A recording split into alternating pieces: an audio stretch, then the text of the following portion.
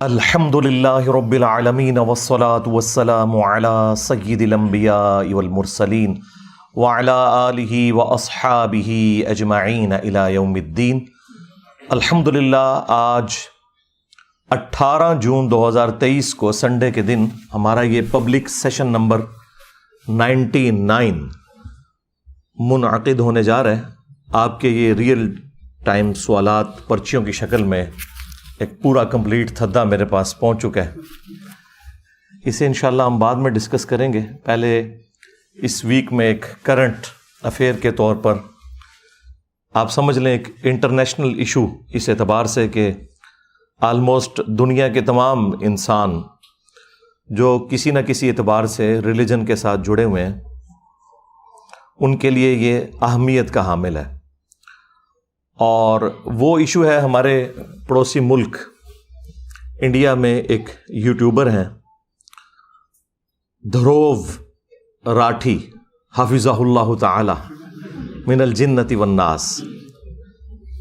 اللہ تعالیٰ ان کی حفاظت فرمائے اور ان کے لیے سچائی کا راستہ جو ہے وہ آسان کر دے، آمین۔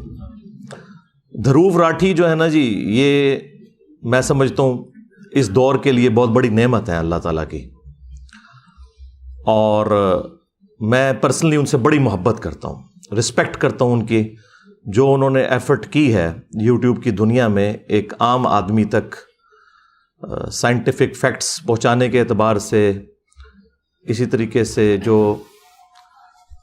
سوشل انجسٹس ہے اس کو ہائی لائٹ کرنے کے اعتبار سے، اور سب سے بڑھ کر جو ہسٹری سے متعلق ان کی ویڈیوز ہیں وہ ہزاروں کتابوں کے اوپر بھاری ہیں۔ بیسیکلی وہ بھی میری طرح ایک میکینیکل انجینئر ہے، اور آج کل وہ جرمنی میں ہے، وہیں پہ انہوں نے شادی کی ہے، اور آپ کو پتہ ہے کہ انڈیا میں ایک بڑی کنزرویٹو قسم کی ایک خاص سوچ رکھنے والی حکومت ہے، اس کا بھی سلوک ان کے ساتھ صحیح نہیں تھا، تو وہ وہیں سے اپنی ویڈیوز بھی اپلوڈ کرتے ہیں، اور ماشاءاللہ ان کے آلموسٹ 11 ملین سے زیادہ سبسکرائبر ہو چکے ہیں، اور جس موضوع پہ بھی بولتے ہیں کمال کا بولتے ہیں، کوئی شک نہیں ہے۔ آپ ان کی جتنی بھی ویڈیوز اٹھا کے دیکھیں، خواہ وہ برمودا ٹرائنگل سے متعلق ہو، ٹائٹینک ڈوب گیا اس سے متعلق ہو، فرینچ ریولوشن سے متعلق ہو،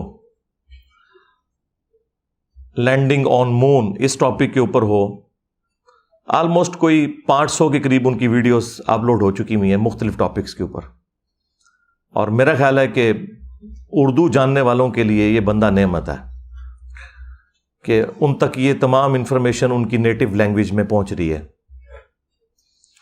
اور میں تو بڑے عرصے سے ان کو دیکھتا ہوں اور ان کی ویڈیوز ریکمینڈ کرتا ہوں مختلف مواقع کے اوپر، اپنے قریبی دوستوں کو بھی ان کا تعارف کرواتا ہوں۔ آپ بھی اس ویڈیو کے بعد ان کے چینل کو ضرور وزٹ کریں اور ویڈیوز دیکھیں کہ کتنی محنت سے وہ کام کرتے ہیں، اور انہوں نے آپ سمجھ لیں اس ماڈرن ایج کے اندر ایک پورا پیراڈائم شفٹ کر دیا ہے اس حوالے سے کہ انہوں نے ایجوکیشن کو اپنا موضوع بنایا ہے، اور اس کے ذریعے انہوں نے اتنی ویورشپ حاصل کی ہے، اور تمام ریلیجن سے تعلق رکھنے والے لوگ جو سائنس میں دلچسپی رکھتے ہیں، ہسٹری میں دلچسپی رکھتے ہیں، وہ ان کی ویڈیوز کو بڑے شوق کے ساتھ دیکھتے ہیں، اور وہ بندہ ڈیزرو کرتا ہے جتنی انہوں نے محنت کی ہے اس حوالے سے۔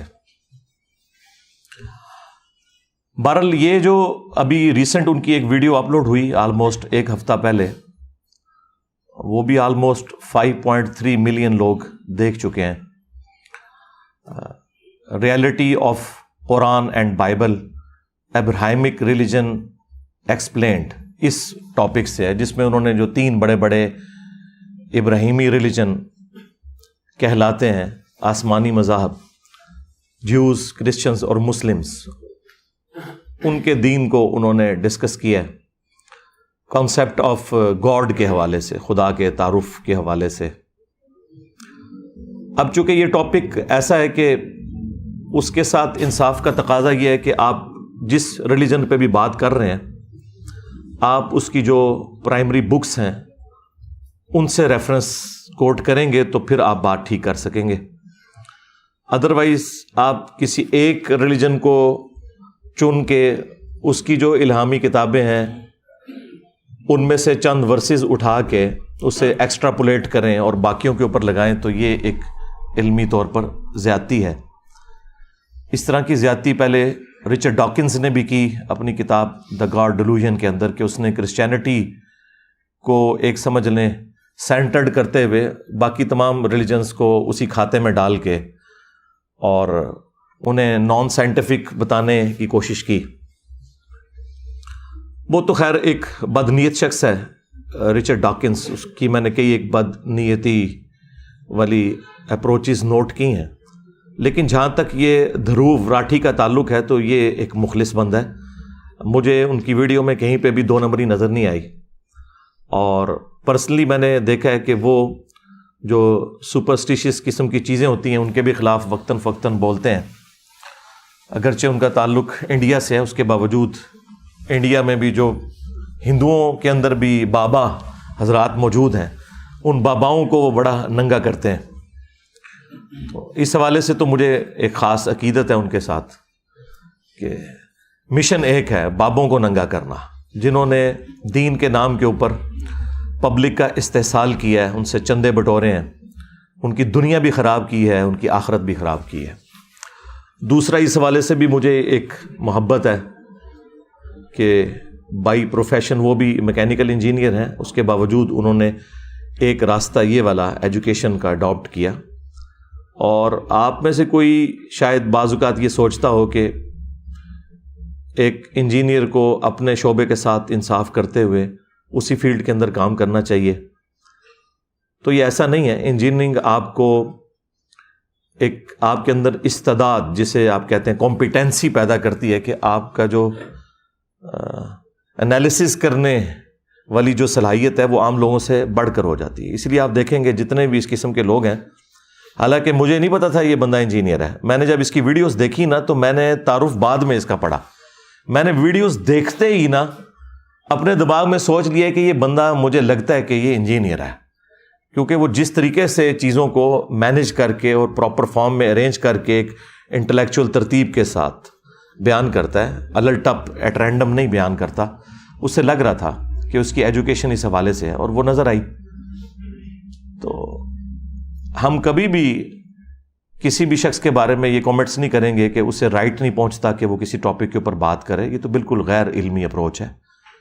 ہر شخص کا حق ہے کہ وہ ٹاپک پہ بات کرے، لیکن اتھینٹک سورسز کے ساتھ، جو اس ریلیجن کی بکس ہیں ان کو سامنے رکھتے ہوئے، تاکہ کوئی شخص بعد میں چیلنج نہ کر سکے۔ اب یہاں پر ان سے تھوڑی سی مس ہینڈلنگ ہوئی، بدنیتی کی وجہ سے نہیں بلکہ اگنورینس کی وجہ سے۔ انہوں نے ایزیوم کر لیا کہ چونکہ کرسچینٹی اور جوڈائزم یعنی یہودیت اور اسلام یہ تینوں حضرت ابراہیم علیہ السلام کے ساتھ جڑے ہوئے ہیں، تو لہٰذا ان کے نظریات بھی آلموسٹ ملتے جلتے ہوں گے۔ میجورٹی کیسز میں ملتے بھی ہیں، لیکن جہاں ڈفرینسز ہیں وہ ایک ہی واقعے کے اعتبار سے بہت زیادہ ڈفرینسز ہیں، اور اس سے زمین آسمان کا فرق پڑ جاتا ہے، اور وہیں پر انہوں نے غلطی کھائی۔ میں آج کوشش کروں گا کہ پوری ویڈیو کے اوپر اگر میں کامنٹس کروں تو 2 سے 2.5 گھنٹے چاہیے، لیکن میں صرف جو اسلام کے پوائنٹ آف ویو سے انہوں نے اپنا موقف دیا ہے اسے ریبٹل کروں گا 10 علمی پوائنٹس کی شکل میں انشاءاللہ تعالی، اور اس میں جو چیزیں انہوں نے درست بیان کی ہیں میں انہیں انڈورس کروں گا، اور جہاں پر ان سے بدنیتی کی وجہ سے نہیں، اگنورینس کی وجہ سے، یا انہوں نے کرسچینٹی کو ہی ایک ایکسٹراپولیٹ کر کے اسلام کے کھاتے میں ڈال دیا، تو وہاں پہ میں اختلاف رائے کرتے ہوئے جو اسلام کی جو پرائمری بک ہے، ٹیکسٹ بک قرآن، انشاءاللہ اس سے کراس ریفرنسز دے کے میں ایک ایک چیز لوگوں کے سامنے انشاءاللہ تعالی کلیئر کروں گا۔ تفصیل میں جانے سے پہلے ایک دفعہ دروشی پڑھ لیں۔ اللہم صلی علی محمد وعلی آل محمد واصحاب محمد وازواج محمد وامت محمد اجمعین الی یوم الدین، آمین۔ علمی پوائنٹ نمبر 1 وہ یہ ہے کہ اسلام میں جو تورات ہے یا انجیل ہے، اور ساتھ اس کے جو صحائف اور جڑے ہوئے ہیں جنہیں اولڈ ٹیسٹمنٹ اور نیو ٹیسٹمنٹ کے نام سے بھی یاد کیا جاتا ہے، تورات پلس باقی صحائف کو ملا کے اولڈ ٹیسٹمنٹ کہتے ہیں اور انجیل کو نیو ٹیسٹمنٹ. ہم ان کتابوں کو بھی اللہ تعالیٰ کی طرف سے ڈیوائن مانتے ہیں، لیکن ان دونوں کتابوں کے بعد اللہ تعالیٰ نے فائنل ٹیسٹمنٹ یہ قرآن نازل کیا، اور یہ اللہ تعالیٰ کی وہ الہامی کتاب ہے کہ جس کی حفاظت کی ذمہ داری اللہ تعالیٰ نے خود قرآن میں لی ہوئی ہے. باقی کتابوں کی حفاظت کی ذمہ داری نہیں تھی. اسی وجہ سے آپ دیکھتے ہیں کہ وہ ٹیمپرڈ فارم میں تحریف ہو چکی ہے ان کے اندر. اسی لیے آپ کو بہت سی باتیں نان سائنٹیفک نظر آئیں گی.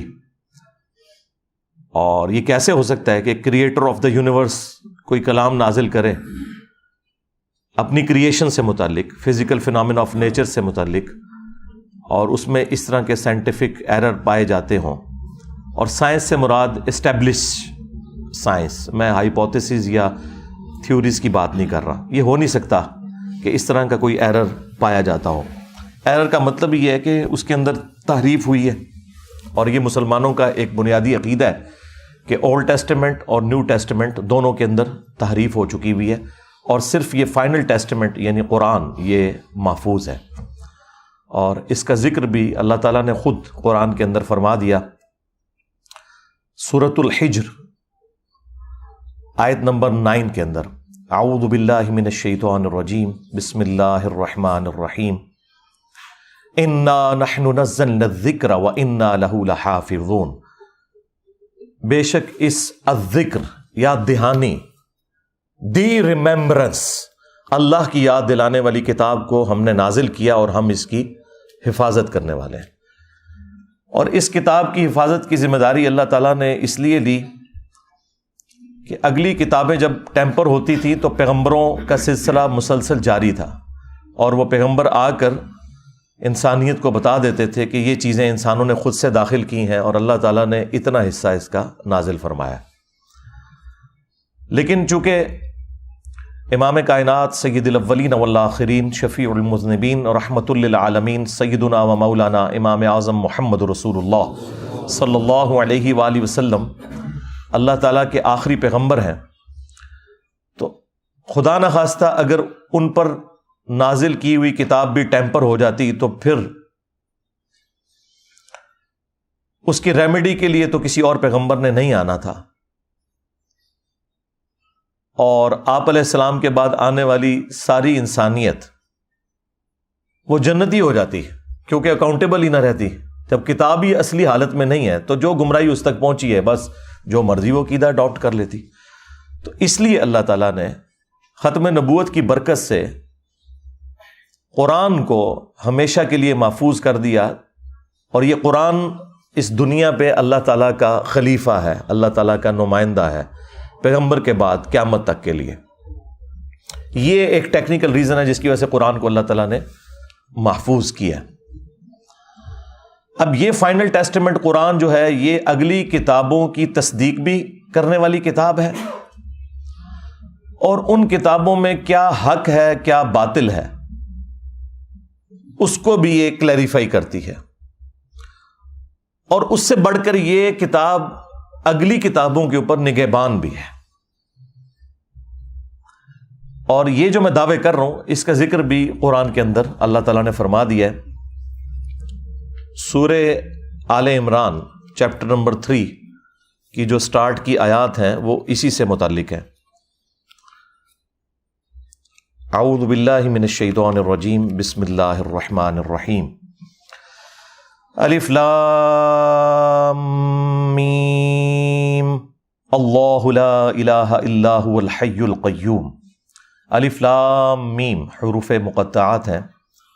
اللہ ہی ہے کہ جس کے سوا کوئی معبود نہیں، اور وہ خود سے زندہ ہے، ہر چیز کو تھامے ہوئے ہے. نزل علیک الکتاب بالحق، اے نبی علیہ السلام آپ پر اس نے یہ کتاب حق کے ساتھ پرپزفل با مقصد نازل کی ہے.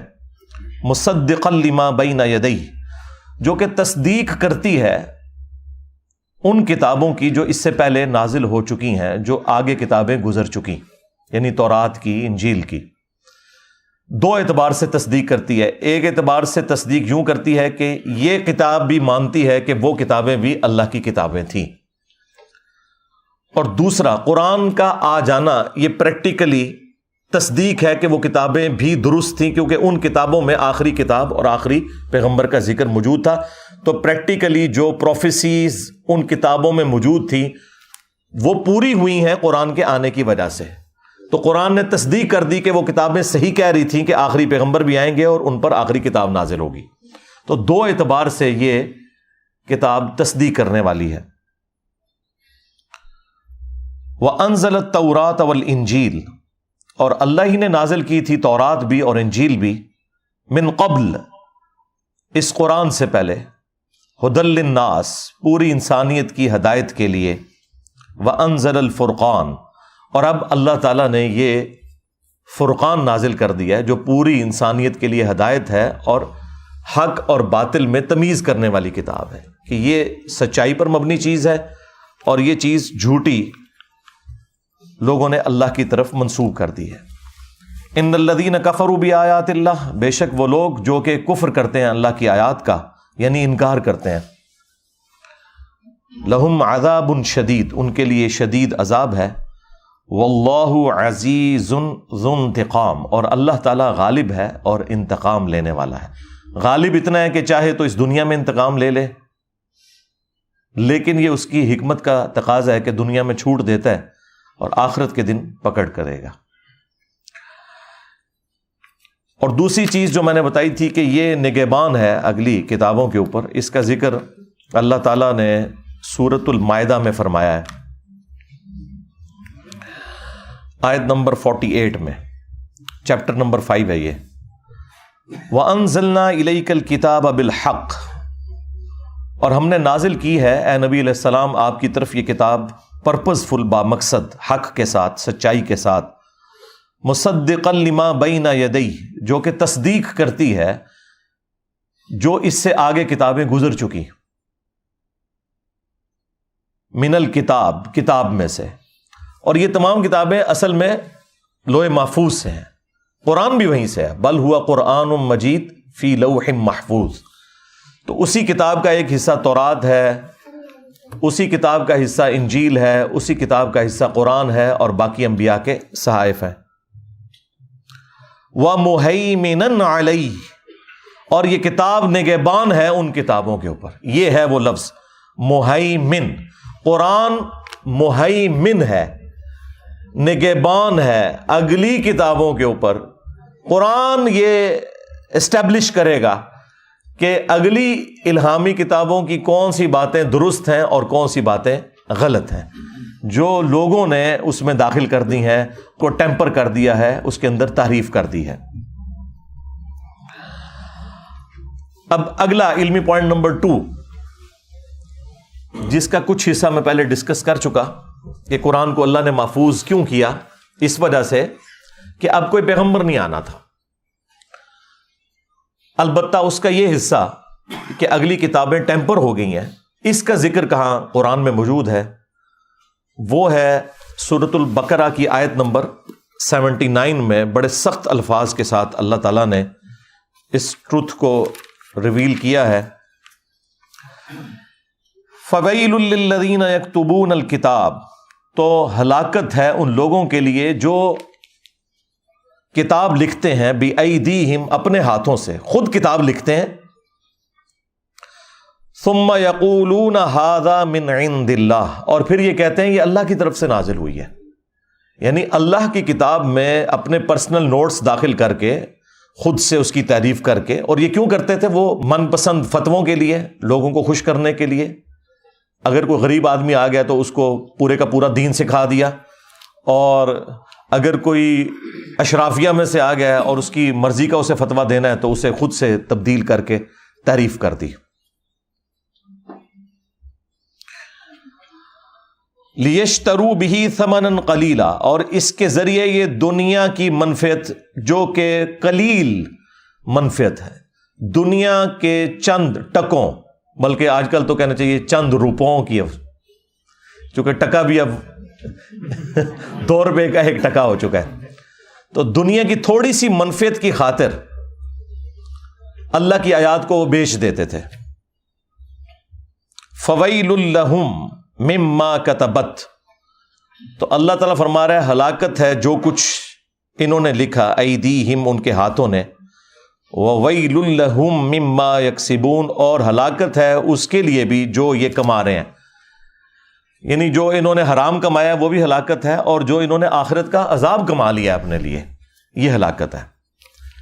پھر یہی ٹاپک جو ہے چیپٹر نمبر 3 کے اندر بھی آیا، سورہ آل عمران کے اندر بھی. وہاں پہ آیت نمبر ہے 78. وَإِنَّ مِنْهُمْ لَفَرِيقًا يَلْوُونَ أَلْسِنَتَهُمْ بِالْكِتَابِ، اور اے نبی علیہ السلام بے شک ان میں سے ایسے لوگ بھی ہیں جو اپنی زبان کو مروڑ مروڑ کر تلاوت کرتے ہیں کتاب میں سے. لِتَحْسَبُوهُ مِنَ الْكِتَابِ، تاکہ تم یہ سمجھو کہ یہ کتاب میں سے پڑھ رہے ہیں. آپ اکثر علماء کو نہیں دیکھتے کہ وہ عربی اشعار کو ایگزیکٹلی قرآن کے لہجے میں عین ہا کا خیال رکھتے ہوئے پڑھ رہے ہوتے ہیں، اور عام آدمی سمجھ رہا ہوتا ہے یہ قرآن پڑھ رہے ہیں. کہانیاں سنا رہے ہوتے ہیں اور لوگ سمجھ رہے ہوتے ہیں یہ قرآن و سنت سے بیان کر رہے ہیں. تو یہود و نصارہ کے علماء بھی یہی کیا کرتے تھے. وما ہوا من الکتاب، حالانکہ وہ تو کتاب میں سے ہوتا ہی نہیں ہے. وَيَقُولُونَ هُوَ مِنْ عِنْدِ اللَّهِ، اور یہ کہتے ہیں کہ یہ اللہ کی طرف سے نازل ہوا ہے جو ہم پڑھ رہے ہیں.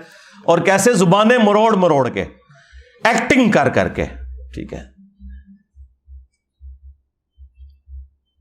وَيَقُولُونَ عَلَى اللَّهِ الْكَذِبِ، اور یہ اللہ تعالیٰ کے اوپر جھوٹ باندھتے ہیں. وَهُمْ يَعْلَمُونَ، اور یہ جانتے بھی ہیں کہ یہ کیا کام ڈال رہے ہیں. اور یہ سیم خرابی آج کے علماء میں بھی موجود ہے، خواہ وہ جیوز میں ہو، کرسچنز میں ہو، مسلمز میں ہو، کہ وہ لوگوں کو بتاتے ہیں قرآن و حدیث میں یہ لکھا ہوا ہے، الہامی کتابوں میں یہ لکھا ہوا ہے، لیکن وہ ان کتابوں میں نہیں ہوتا. جھوٹ منسوب کرتے ہیں وہ، اور ایکٹنگ ایسی کرتے ہیں. بلکہ ہمارے تو اب اس ماڈرن ایج کے اندر تو یہ ورژن آگے جا چکا ہے. پہلے تو صرف زبان کو مروڑتے تھے نا وہ، اور بڑی ایکٹنگ کر کے ہا عین کی آوازیں نکالتے تھے. اب تو انہوں نے پگڑیاں بھی اور داڑیاں بھی لمبی کر لی ہیں، گیٹ اپ بھی پورا ایسا بنایا ہوا ہے کہ لوگ دیکھ کے روب کھا جائیں. حالانکہ ان کے کرتوت اس وقت پتہ چلتے ہیں جب ان کی خفیہ ویڈیوز لیک ہوتی ہیں، ان مفتیوں کی. ٹھیک ہے. اللہ کا شکر ہے کہ اللہ تعالیٰ نے دنیا میں انہیں ننگا کیا ہے، تاکہ جن لوگوں کو تھوڑا بہت وہم بھی تھا نا میرے بارے میں کہ میں کیوں بولتا ہوں ان کے خلاف، تو وہ اب دور ہو گیا الحمدللہ. علمی پوائنٹ نمبر 3، دھروو راٹھی بھائی نے اس ویڈیو کے سٹارٹ کے اندر ایک بات کی تھی کہ میں یہ اس لیے سب کچھ کرنے جا رہا ہوں کہ کامن ٹرمز کے اوپر لوگوں کو اکٹھا کیا جائے، کیونکہ ریلیجن سب سے پورٹنٹ جذبہ ہے جس کی بنیاد کے اوپر لوگ ایکسپلائٹ کرتے ہیں معاملات کو. اور یہ جتنے بھی مذہبی قسم کے ڈومیننٹ لوگ ہیں جو پیشوا بنے ہوئے ہیں وہ مس یوز کرتے ہیں اس جذبے کو. لہٰذا ہارمنی پیدا کرنے کے لیے کامن ٹرمز کے اوپر لوگوں کو اکٹھا کیا جائے. تو یہ بات ان کی بالکل درست ہے. سیم بات قرآن حکیم میں بھی اللہ تعالیٰ نے بیان فرمائی ہے چیپٹر نمبر 3 میں سورہ آل عمران کے اندر. قُلْ يَا أَهْلَ الْكِتَابِ تَعَالَوْا إِلَىٰ كَلِمَةٍ سَوَاءٍ بَيْنَنَا وَبَيْنَكُمْ أَلَّا نَعْبُدَ إِلَّا اللَّهَ. آؤ اے اہل کتاب، جیوز اور کرسچنز، آؤ مسلمانوں کے ساتھ ہم سب کے سب اس ایک بات پر اکٹھے ہو جاتے ہیں جو تم میں اور ہم میں کامن ہے، اور وہ یہ ہے کہ مت پوجیں کسی کو سوائے اللہ کے، اور آپس میں ایک دوسرے کو ایک دوسرے کا رب نہ مان لیں. یعنی پیغمبروں کو رب نہ مان لیں. سپیشی کے اعتبار سے پیغمبر بھی تو انسان ہے، ہم میں سے ہی ہیں. مرتبے کی بات نہیں ہو رہی، مرتبے میں کوئی ان کو نہیں پہنچ سکتا. تو ان پیغمبروں کے بارے میں ہم ڈیوینٹی کلیم نہ کریں، ہم اللہ تعالیٰ کو اپنا رب مانیں. اگر یہ ایمان لے آتے ہیں تو درست، ادروائز تم اعلان فرما دو کہ ہم تو سر تسلیم ہم کرتے ہیں اپنے رب کے حضور، ہم اس ایک خدا کے ماننے والے ہیں، اور ہم گواہی دیتے ہیں کہ اس کائنات کا معبود، کریٹر ایک ہی ہے۔ علمی پوائنٹ نمبر 4،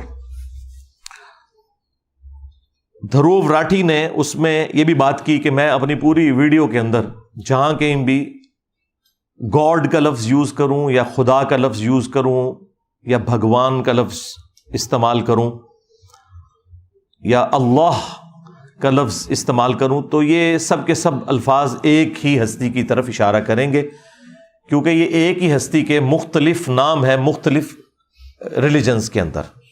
بالکل میں اس کو سیکنڈ کروں گا، ہمیں بھی کوئی آر نہیں ہے، نام آپ کوئی بھی اچھا اللہ کی طرف جو اس ریلیجن میں یا اس زبان کے اندر سب سے سپرلیٹو ڈگری ہے وہ آپ خدا کی طرف منسوب کر سکتے ہیں۔ ایون انگلش میں بھی جو چھوٹے آلیہ ہیں انہیں چھوٹے جی سے لکھا جاتا ہے، جو کیپٹل جی سے لکھا جاتا ہے نا گاڈ، وہ بھگوان کو، خدا کو، اللہ کو کہتے ہیں۔ آپ اسے سپریم بینگ بھی کہہ سکتے ہیں، سپر نیچرل ایجنسی کا لفظ بھی اس کے لیے استعمال کر سکتے ہیں، جو چاہیں آپ الفاظ اس کے لیے استعمال کر سکتے ہیں، لیکن اصل میں اس کی طرف جو کوالٹیز آپ نے منسوب کی ہوئی ہیں نا، یہ دیکھنے والی چیز ہے کہ وہ کوالٹیز اس سے متعلق ہیں بھی ہیں یا نہیں۔ البتہ نام استعمال کرنے میں کوئی آر نہیں ہے، تو یہ بات ان کی بالکل درست ہے اور ہم اسے سیکنڈ کرتے ہیں۔ علمی پوائنٹ نمبر 5، یہ بات بھی انہوں نے صحیح بیان کی کہ تمام ریلیجنز کے اندر جہاد اور قتال یعنی لڑائی کرنا، جنگ کرنا، حق کو اسٹیبلش کرنے کے لیے، جھوٹ کو مٹانے کے لیے، انسانیت کو استحصالی نظام سے باہر نکالنے کے لیے، دہشت گردی کو ختم کرنے کے لیے، انصاف کا نظام قائم کرنے کے لیے، یہ جتنے بھی الفاظ استعمال کیے جاتے ہیں، اس کے لیے جنگ کرنا یہ بالکل درست ہے۔ اور اس جنگ سے مراد قطعاً یہ نہیں ہوتا کہ آپ نے دوسرے ریلیجن کے ماننے والے لوگوں کو دنیا سے ختم کر دینا ہے اور ان کے پاس کوئی دنیا میں رہنے کا حق موجود نہیں ہے۔ اور اس میں اکثر ہندوؤں کی جانب سے اور کرسچنز کی جانب سے قرآن حکیم کی ایک آیت آؤٹ آف کانٹیکسٹ پیش کی جاتی ہے، سورہ التوبہ کی آیت نمبر 5، وہ انہوں نے کوٹ کی اپنی اس ویڈیو کے اندر کہ یہ آؤٹ آف کانٹیکسٹ ہے، کہ جہاں کہیں مشرک پاؤ اسے قتل کر دو۔ تو انہوں نے بھی بتایا کہ یہ ایک ٹریٹی سے ریلیٹڈ تھا، اس زمانے کے لیے وہ ایک معاہدہ تھا مسلمانوں اور کافروں کے درمیان، جو کافروں نے توڑ دیا اور مسلمانوں کو قتل کیا۔ ان کافروں کے لیے اللہ نے فرمایا تھا کہ یہ جہاں بھی نظر آئیں اب ان کو آپ نے قتل کرنا ہے اس بدلے کے طور پر، نہ کہ دنیا میں جتنے کافر ہیں وہ آپ نے ختم کر دینا ہے۔ یہ بات بالکل ٹھیک کی کہ ایسی کوئی بات قرآن میں نہیں لکھی ہوئی، بلکہ قرآن میں تو اس سے اگلا ورژن موجود ہے، سورۃ البقرہ کی آیت نمبر 256، چیپٹر نمبر 2 ہے یہ، لا اکراہ فی الدین قد تبین الرشد من الغی، دین قبول کرنے کے بارے میں کوئی جبر نہیں ہے۔ اللہ تعالیٰ نے ہدایت کو گمراہی سے الگ کر کے بیان کر دیا ہے، یعنی یہ زبردستی نہیں ہے کہ آپ نے یہ ریلیجن قبول کرنا ہے، بلکہ اللہ تعالیٰ نے حق اور باطل کو واضح کر دیا، جس کی مرضی حق کا راستہ اختیار کرے، جس کی مرضی باطل کا راستہ، اور دنیا میں اللہ تعالیٰ اسے رہنے کے لیے اسباب بھی پرووائڈ کرے گا۔ البتہ آخرت پھر صرف ان لوگوں کے لیے ہوگی جو اللہ کے تابع فرمان ہوں گے۔ تمام انبیاء کی دعوت کا مقدمہ اسی کے اوپر قائم ہے، انا ہدیناہ السبیل اما شاکرا و اما کفورا، ہم نے ہدایت کا راستہ واضح کر دیا ہے، چاہے تو شکر گزاری کی روش اختیار کرو، خواہ نہ شکری کی روش اختیار کرو۔ دین قبول کرنے کے اعتبار سے کسی کے اوپر جبر نہیں ہے۔ تو یہ انہوں نے جو بات کی بالکل ٹھیک کی۔ علمی پوائنٹ نمبر 6، کافر کی جو ڈیفینیشن انہوں نے کی ہے وہ پارشلی تو درست ہے کہ جو ایتھیسٹ ہیں، جو منکرین خدا ہیں، وہ کافر ہیں، انکاری ہیں اللہ کی ذات کے، اور ہم ان کے لیے کفر کا لفظ استعمال کرتے ہیں۔ لیکن انہوں نے جو یہ بات کی کہ کافر صرف وہی ہوتا ہے جو اللہ کا انکار کر دے، یہ بات ان کی بالکل غلط ہے۔ اسلام میں ایسا نہیں ہے۔ اسلام میں بنیادی 3 عقائد ہیں۔ نمبر 1 عقیدہ توحید، ایک خدا کو ماننا، اس کے ساتھ کسی کو شریک نہ ٹھہرانا۔ نمبر 2 عقیدہ رسالت، یہ عقیدہ رکھنا کہ اللہ تعالیٰ نے انسانیت کی رہنمائی کے لیے انسانوں ہی میں سے پیغمبروں کو چنا، اور وہ پیغمبر خدا نہیں تھے، نہ خدا کے بیٹے تھے، بلکہ صرف وہ خدا کے ریپریزنٹیٹو تھے، انسان ہی تھے، اور ان کے ذریعے انسانیت کو اللہ تعالیٰ نے اپنی تعلیمات سکھائیں۔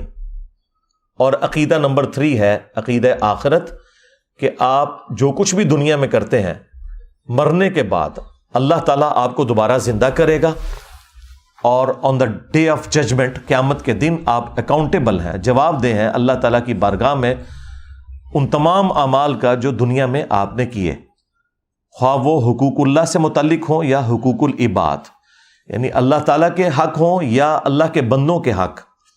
اگر آپ نے ان کے ساتھ نیکی کی ہے تو اللہ تعالیٰ آپ کو انعام دے گا، اور اگر برائی کی ہے تو اس کی آپ سزا پائیں گے۔ اور یہ تمام ریلیجنز کے اندر یہ کامن چیز ہے۔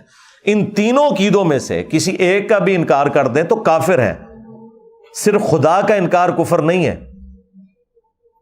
بلکہ ان تینوں عقائد میں سے کسی ایک چیز کا انکار کر دینا بھی کفر ہے۔ اصل میں وہ یہ ایک کامن ٹرمز کے پوائنٹ آف ویو سے بات کرنا چاہ رہے تھے، اس کی وجہ سے وہ آپ سمجھ لیں تھوڑا ٹریک سے ہٹ گئے کہ بت پرستی کا جو دین ہے اس کو ماننے والا بھی کوئی کافر نہیں ہوگا، کیونکہ وہ پیچھے تو ایک ہی خدا کو مان رہے ہیں۔ تو چونکہ ان کا اوورال نظریہ ایک خدا کو ماننے کا ہے، لہٰذا وہ کافر نہیں ہے۔ تو اسلام میں ایسا نہیں ہے۔ اسلام میں بت پرستی جو ہے یہ کفر اور شرک ہے، اور یہ ایگریڈ اپان ہے۔ آج میں جتنی بھی گفتگو کر رہا ہوں ان میں سے کوئی ایک بات بھی ایسی نہیں ہے جو مسلمانوں کا کوئی ایک فرقہ اس کا ڈینائل کرتا ہو۔ یہ وہ عقائد ہیں کہ جو ایگریڈ اپان ہے، چونکہ قرآن کے اندر لکھے ہوئے ہیں۔ تو کسی بھی دنیا کے مسلمان مکتب فکر کا ایسا عقیدہ نہیں ہے کہ بت پرستی کا ماننے والا جو ہے وہ کافر نہیں ہے، یا وہ جیوز اور کرسچنز جو خدا کے لیے بیٹا تجویز کرتے ہیں، اس کی اولاد تجویز کرتے ہیں، وہ کافر نہیں ہے، وہ کافر ہی مانتے ہیں۔ اور قرآن حکیم اپنے اس مقدمے کے اندر بالکل واضح ہے۔ اس حوالے سے انہوں نے ایک آیت کوٹ کی جو اکثر نان مسلمز جو ہیں وہ اپنی اگنورنس کی وجہ سے غلط کوٹ کرتے ہیں، اور بعض اوقات مسلمانوں میں سے بھی لوگ کوٹ کرتے ہیں۔ یہ آیت جو ہے وہ سورۃ البقرہ کی آیت نمبر 62 ہے، بڑی مشہور آیت ہے، اکثر آپ نے مختلف لوگوں سے سنی ہوگی۔ میں نے اس کے اوپر کافی دفعہ گفتگو کی ہے، اور میری تفصیلی ویڈیو اس کے اوپر ریکارڈڈ موجود ہے، کیا یہودی اور عیسائی بھی جنت میں جائیں گے۔ ان الذین آمنوا والذین ہادوا، بے شک جو لوگ ایمان لائے یعنی جو مسلمان ہیں اور جو یہودی ہیں، والنصارى اور جو نصرانی ہیں کرسچنز، والصابئین اور جو صابی ہیں۔ یہ صابی عموماً لوگ سمجھتے ہیں اس سے مراد ستارہ پرست ہیں، ایسا نہیں ہے۔ صابی دین ابراہیمی کے ماننے والے لوگ تھے۔ من آمن باللہ، ان میں سے جو بھی ایمان لے آئے اللہ پر، والیوم الآخر اور آخرت کے دن پر، وعمل صالحا اور نیک اعمال کرے، فلہم اجرہم عند ربہم، تو پھر ان سب لوگوں کے لیے ان کے رب کے حضور اجر ہے، ولا خوف علیہم ولا ہم یحزنون، اور قیامت کے دن نہ انہیں کوئی خوف ہوگا اور نہ کوئی غم لاحق ہوگا، یعنی یہ سب کے سب لوگ قیامت کے دن امن میں ہوں گے۔ اس آیت کو بعض لوگ آؤٹ آف کانٹیکسٹ کوٹ کرتے ہیں، اور وہ کہتے ہیں کہ دیکھیں اس میں تو اللہ تعالیٰ نے واضح کہہ دیا کہ خواہ مسلمان ہوں، یہودی ہوں، کرسچنز ہوں، صابی ہوں، اللہ پر اور آخرت پر ایمان لے آئیں تو قیامت کے دن وہ کامیاب ہو جائیں گے اپنے نیک اعمال کے سبب۔ اس میں ایمان بالرسالت کا ذکر نہیں ہے، اور وہ اس سے یہ رزلٹ نکالنے کی کوشش کرتے ہیں کہ ایمان بالرسالت کوئی ضروری چیز نہیں، اللہ کو اور آخرت کو مان لیں تو آپ کامیاب ہو جائیں گے۔ اور اسی وجہ سے آپ کو پتہ ہے کہ اکبر بادشاہ مغلوں کا، اب میرا خود بھی تعلق مغل خاندان سے ہے، اس کے باوجود میں سمجھتا ہوں کہ سب کانٹیننٹ میں جو دین کے اعتبار سے گمراہی کا دروازہ جس شخص نے کھولا وہ جلال الدین اکبر تھا۔ تو اس نے جو ایک کامن ریلیجن کا کانسیپٹ دیا وہ اسی بنیاد کے اوپر دیا کہ یہ ساری کی ساری تفریق انبیاء کے ناموں کے اوپر ہے، لہٰذا انبیاء کو بیچ میں سے نکال دیا جائے، نعوذ باللہ، تو پھر پوری دنیا ہیپی رہے گی، کیونکہ یہ ساری تفریق آتی ہی پیغمبروں کے نام کے اوپر ہے۔ مسلمان جو ہے محمد رسول اللہ کو مانتے ہیں، اور یہودی جو ہیں وہ موسیٰ علیہ السلام کو مانتے ہیں، کرسچن جو ہیں وہ عیسیٰ علیہ السلام کو مانتے ہیں، تو اس کی وجہ سے پھر تفریق آ جاتی ہے۔ اگر خدا اور آخرت کا کانسیپٹ رکھا جائے تو وہ تو ہندوؤں میں موجود ہے، اور اچھے اعمال کیے جائیں وہ تمام ریلیجن کہتے ہیں، تو یہ سارے معاملات حل ہو جائیں گے۔ اور یہ آیت کوٹ کرتے ہیں، حالانکہ یہ آیت خود بول کے کہہ رہی ہے کہ آپ اس آیت کو بالکل آؤٹ آف کانٹیکسٹ پیش کر رہے ہیں، کیونکہ جب اس میں آ گیا کہ بے شک وہ لوگ جو ایمان لائے اور جو یہودی ہیں اور جو نصرانی ہیں، مجھے بتائیں یہودی کون ہوتا ہے؟ جو کسی پیغمبر کا ماننے والا ہوتا ہے یا پیغمبر کا نہیں ماننے والا ہوتا؟ پیغمبر کا ماننے والا ہوتا ہے۔ نصرانی کون ہوتا ہے؟ جو جیزس کرائسٹ کو ماننے والا ہے۔ تو اس کے اندر امپلائڈ ہے کہ اللہ تعالیٰ انبیاء کا ذکر کر رہا ہے جو ایمان لائے محمد رسول اللہ پر صلی اللہ علیہ وآلہ وسلم، یا موسیٰ علیہ السلام اور اسرائیلی پیغمبروں کے اوپر، یا عیسیٰ علیہ السلام کے اوپر، یا سابی جو دین ابراہیمی کی ایک بگڑی ہوئی شکل تھی ابراہیم علیہ السلام کے اوپر۔ تو انبیاء کا تو ذکر امپلائڈ ہے اس کے اندر۔ یہودی ہوتا ہی وہ ہے جو پیغمبروں کو مانے، کرسچن ہوتا ہی وہ ہے جو جیزس کرائسٹ کو مانے، لہذا ایمان بالرسالت تو اس میں موجود ہے، یہ آؤٹ آف کانٹیکسٹ آپ کوٹ نہیں کر سکتے۔ دوسری بات، یہ تمام ادیان کے ماننے والے لوگ یا ریلیجن کے ماننے والے لوگ اپنے اپنے زمانوں میں مسلمان ہی تھے۔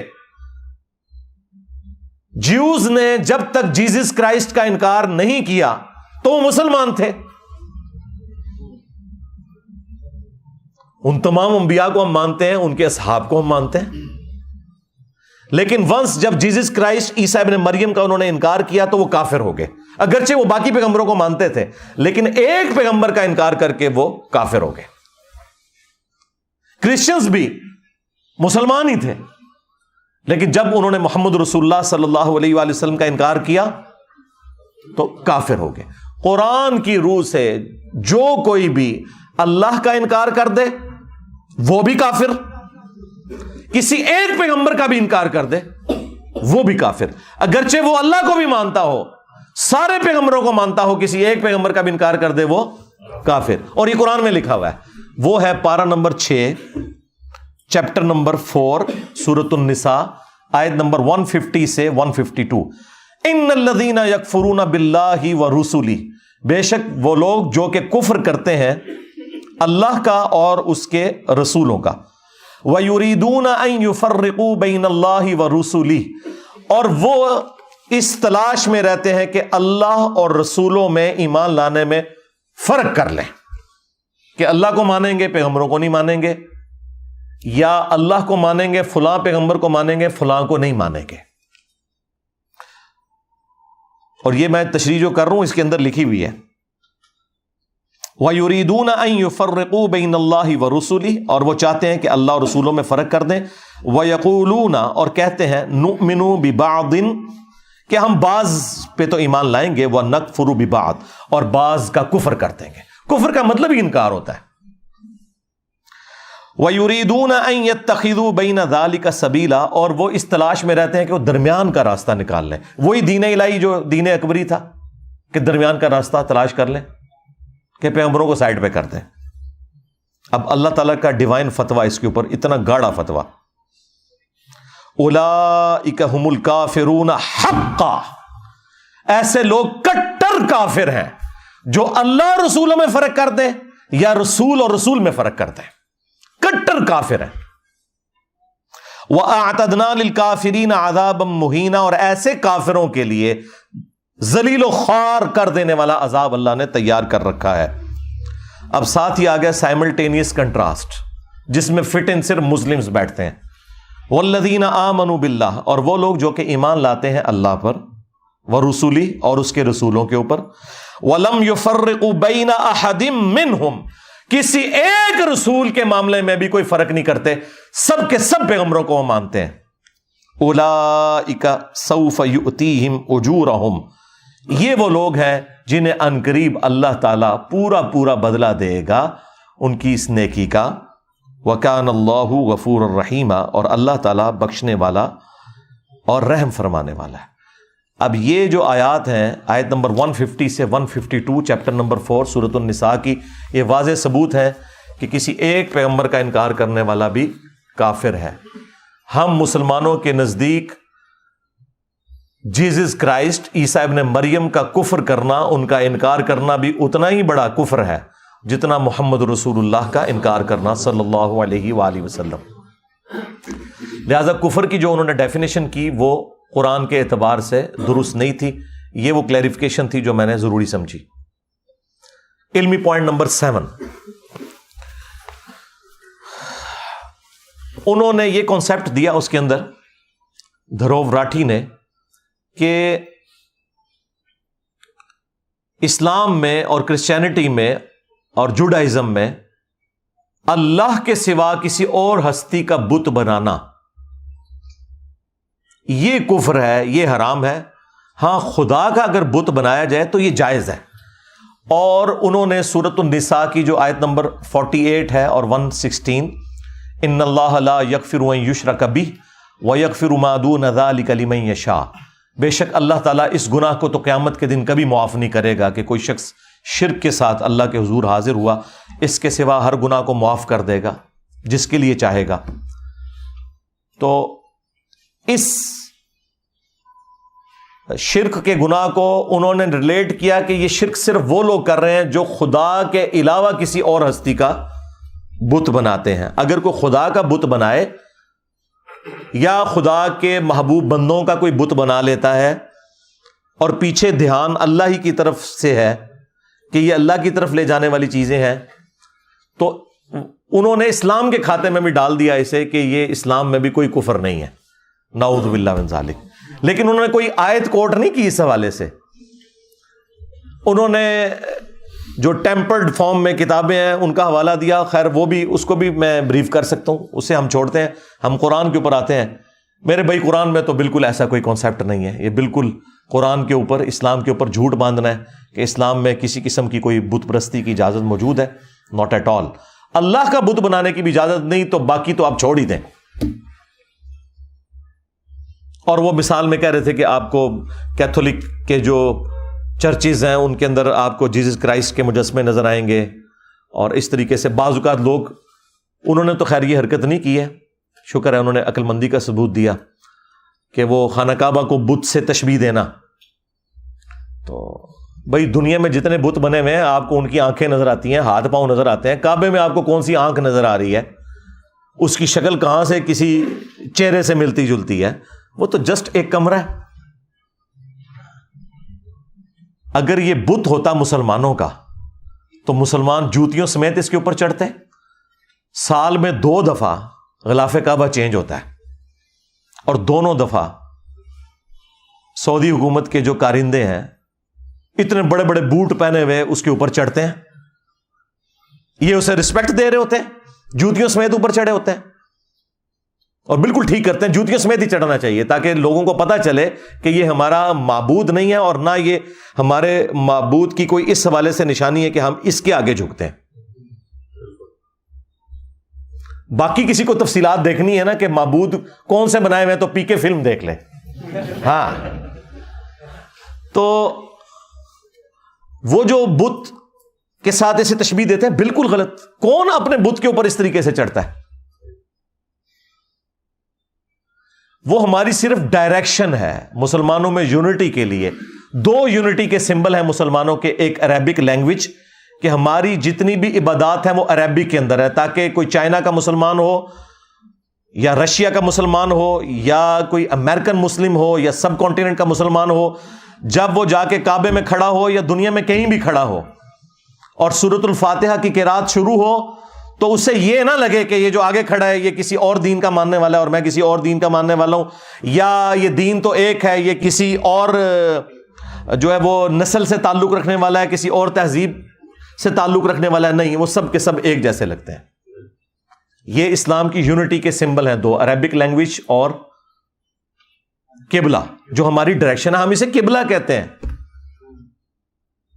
سورۃ البقرہ میں پارہ نمبر جو 2 ہے اس کے سٹارٹ کے 2 رکوع پورے کے پورے اسی کے اوپر آئے ہوئے ہیں۔ میں سلام پیش کرتا ہوں دھرو راٹھی کو کہ اس نے شکر الحمدللہ جو غلطی بڑے بڑے کرسچن فلاسفرز کرتے تھے مسلمانوں کے خلاف، وہ چونکہ بدنیتی کے اوپر کر رہے ہوتے تھے، یہ بندہ بدنیت نہیں تھا، اس لیے اس نے یہ ذلیل حرکت نہیں کی ہے۔ اور کئی کرسچنز کے پادری، کئی ہندوؤں کے پنڈت، وہ کعبے کو تشبیہ دیتے ہیں وہ اپنے بنائے ہوئے بتوں کے ساتھ۔ یہ حرکت اس نے نہیں اس پوری ویڈیو میں کی، اس کے اوپر میں ایسے سلوٹ کرتا ہوں۔ یہ انتہائی ذلیل حرکت ہے، جھوٹ باندھنا ہے مسلمانوں کے اوپر۔ مسلمان کسی قسم کی بھی بت پرستی کو جائز نہیں سمجھتے۔ اب رہ گیا جو مسلمان جا کے قبروں کے آگے جھکتے ہیں، تو ان کی بھی اگر آپ اوریجنل تعلیمات پڑھیں تو ان کے اندر بھی ایسی کوئی بات موجود نہیں، یہ صرف جہالت کے اوپر مبنی ہے۔ کوئی بھی اس کی اجازت نہیں دیتا کہ آپ کسی مرے ہوئے بندے کی قبر پہ جا کے تو اسے سجدہ کرنا شروع کر دیں یا اس کے سامنے حد رکوع جھکنا شروع کر دیں۔ یہ بالکل اسلام کے اندر حرام ہے، اور اگر عبادت کی نیت سے ہوا تو یہ کفر و شرک ہے، سیدھی سی بات ہے۔ تو بت کا کوئی کنسپٹ اسلام کے اندر موجود نہیں ہے، خدا کا بھی بت نہیں بنایا جا سکتا، کوئی اسٹیچو نہیں بنایا جا سکتا۔ لہٰذا وہ جو اس ویڈیو میں کہہ رہے تھے کہ جس طرح آپ اپنے باپ کی تصویر رکھتے ہیں نا، تو آپ اس تصویر کے پیچھے جو ہستی ہے اس سے اپنی عقیدت کا اظہار کر رہے ہوتے ہیں، اس تصویر سے آپ کا لینا دینا کوئی نہیں ہوتا۔ اس طریقے سے انہوں نے کہا کہ یہ جو ہم بھگوان کا بت بناتے ہیں یا مختلف اسٹیچو دنیا میں ایگزسٹ کرتے ہیں، تو ان اسٹیچوز کا مقصد بھگوان کی یاد تازہ کرنا ہوتا ہے، نہ کہ ان اسٹیچوز کو ہم بھگوان سمجھتے ہیں۔ میرے بھائی آپ اسٹیچوز بنا ہی نہیں سکتے۔ ڈاکٹر ذاکر نائک نے تو پوری ایک ویڈیو تفصیلی ریکارڈ کروائی، سملیرٹیز بٹوین ہندوازم اینڈ اسلام۔ اس میں انہوں نے ہندوؤں کی کتابوں سے بھی ثابت کیا ہے کہ وہاں بھی خدا کا کوئی اسٹیچو بنانا، کوئی تصویر بنانا، کوئی بت بنانا، کوئی اس طرح کا سمبل بنانا حرام ہے۔ اور قرآن حکیم میں تو اللہ تعالیٰ نے ایک آیت میں واضح کر دیا، لیس کمثلہ شیء وہو السمیع البصیر، اللہ کی مثل کوئی شے ہے ہی نہیں ہے، اور وہی سننے والا اور دیکھنے والا ہے۔ جب اللہ تعالیٰ کی کوئی مثال بیان ہی نہیں ہو سکتی تو اس کا اسٹیچو نہیں بنایا جا سکتا، ورنہ تو ہمارے پیغمبر خود بناتے ہیں۔ ہمارے پیغمبر نے تو جب فتح مکہ ہوئی تو حضرت ابراہیم علیہ السلام کی تصویریں بھی بنی ہوئی تھی کعبے کی دیوار کے اوپر۔ بعض مسلمان ریلیکٹنٹ ہوئے کہ ہم ان تصویروں کو کیسے مٹائیں، تو نبی علیہ السلام نے اپنے مبارک ہاتھوں سے مٹائیں وہ اپنے جد امجد کی تصویر۔ یہی وجہ ہے کہ ہمارے پروفٹ کی کوئی تصویر دنیا میں نہیں ہے، حالانکہ تصویریں اس وقت بھی بنائی جاتی تھیں، لیکن کسی نے جرت نہیں کی کہ ایک تصویر ہی بنا کے رکھ لیں، نہیں، کیونکہ بت پرستی اسی سے داخل ہوتی ہے۔ سورہ نوح کے اندر جو 4 بتوں کا ذکر آیا ہے نا،